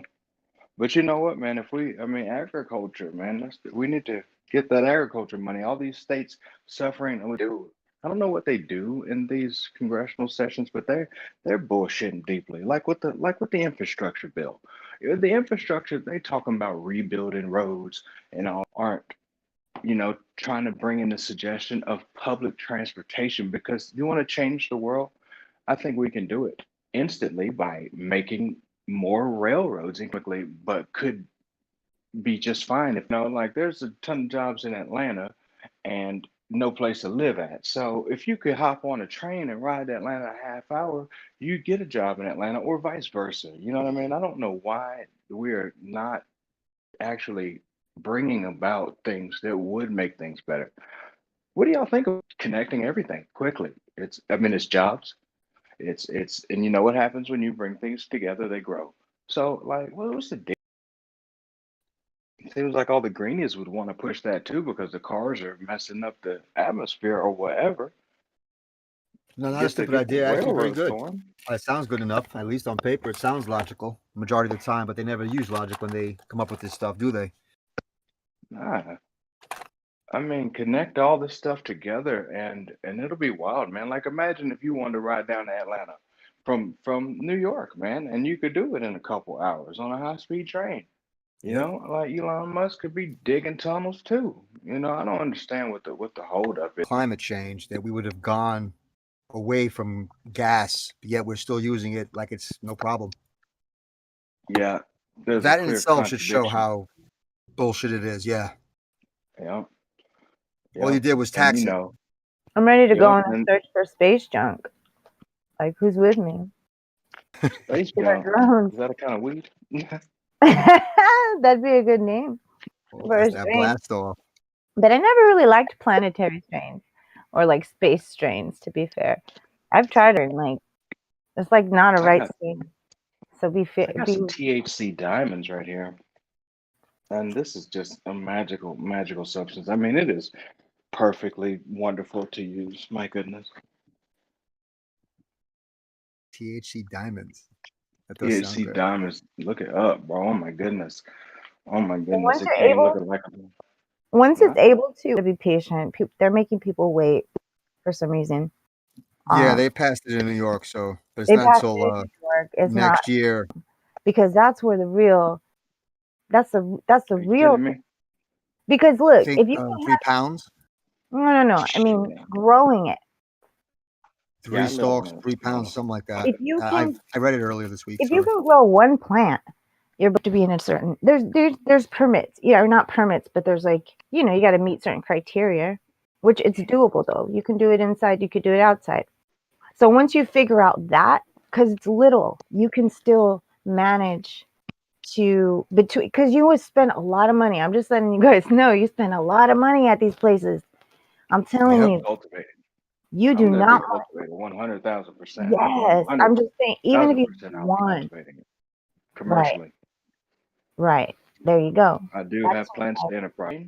Okay, and when you join the Infinite Plans, and it's going to be called Red Pill OG. With every Patreon. Yeah, red pill OG. You smoke this shit, and it's like you put on. It's like you turning Neo into Matrix. You can see all the agents. And you can going with that red pill fertilizer. We should play Chill Scanner's song "Full Red Pill" again. No, I have, but oh yeah, I do. It's an old one. It's an oldie, a goodie. It is oldie but goodie. Yes, yes, indeed. But when you plug in your studio headphones, it's a whole different experience. It's booming. It was whomping. I said, "Pull up selector." Yeah. I agree. Whoever wants to take the. You have been appointed. I know you got a song on deck. Oh, Vision from all of these verses I'm killing. It's just the honest in me. It seems like I'm painting a vision of misery. All this corona vaccine bullshit and mass compliance history. It's obvious it's some kind of sophistry. I don't think some of these people are able to process hypocrisy. It's written in prophecy. The mark of the beast is now just a mask worn by society. Your body is government property. You're just asleep to democracy. This shit is becoming insane to me. We're in the land of the free, but where is the bravery?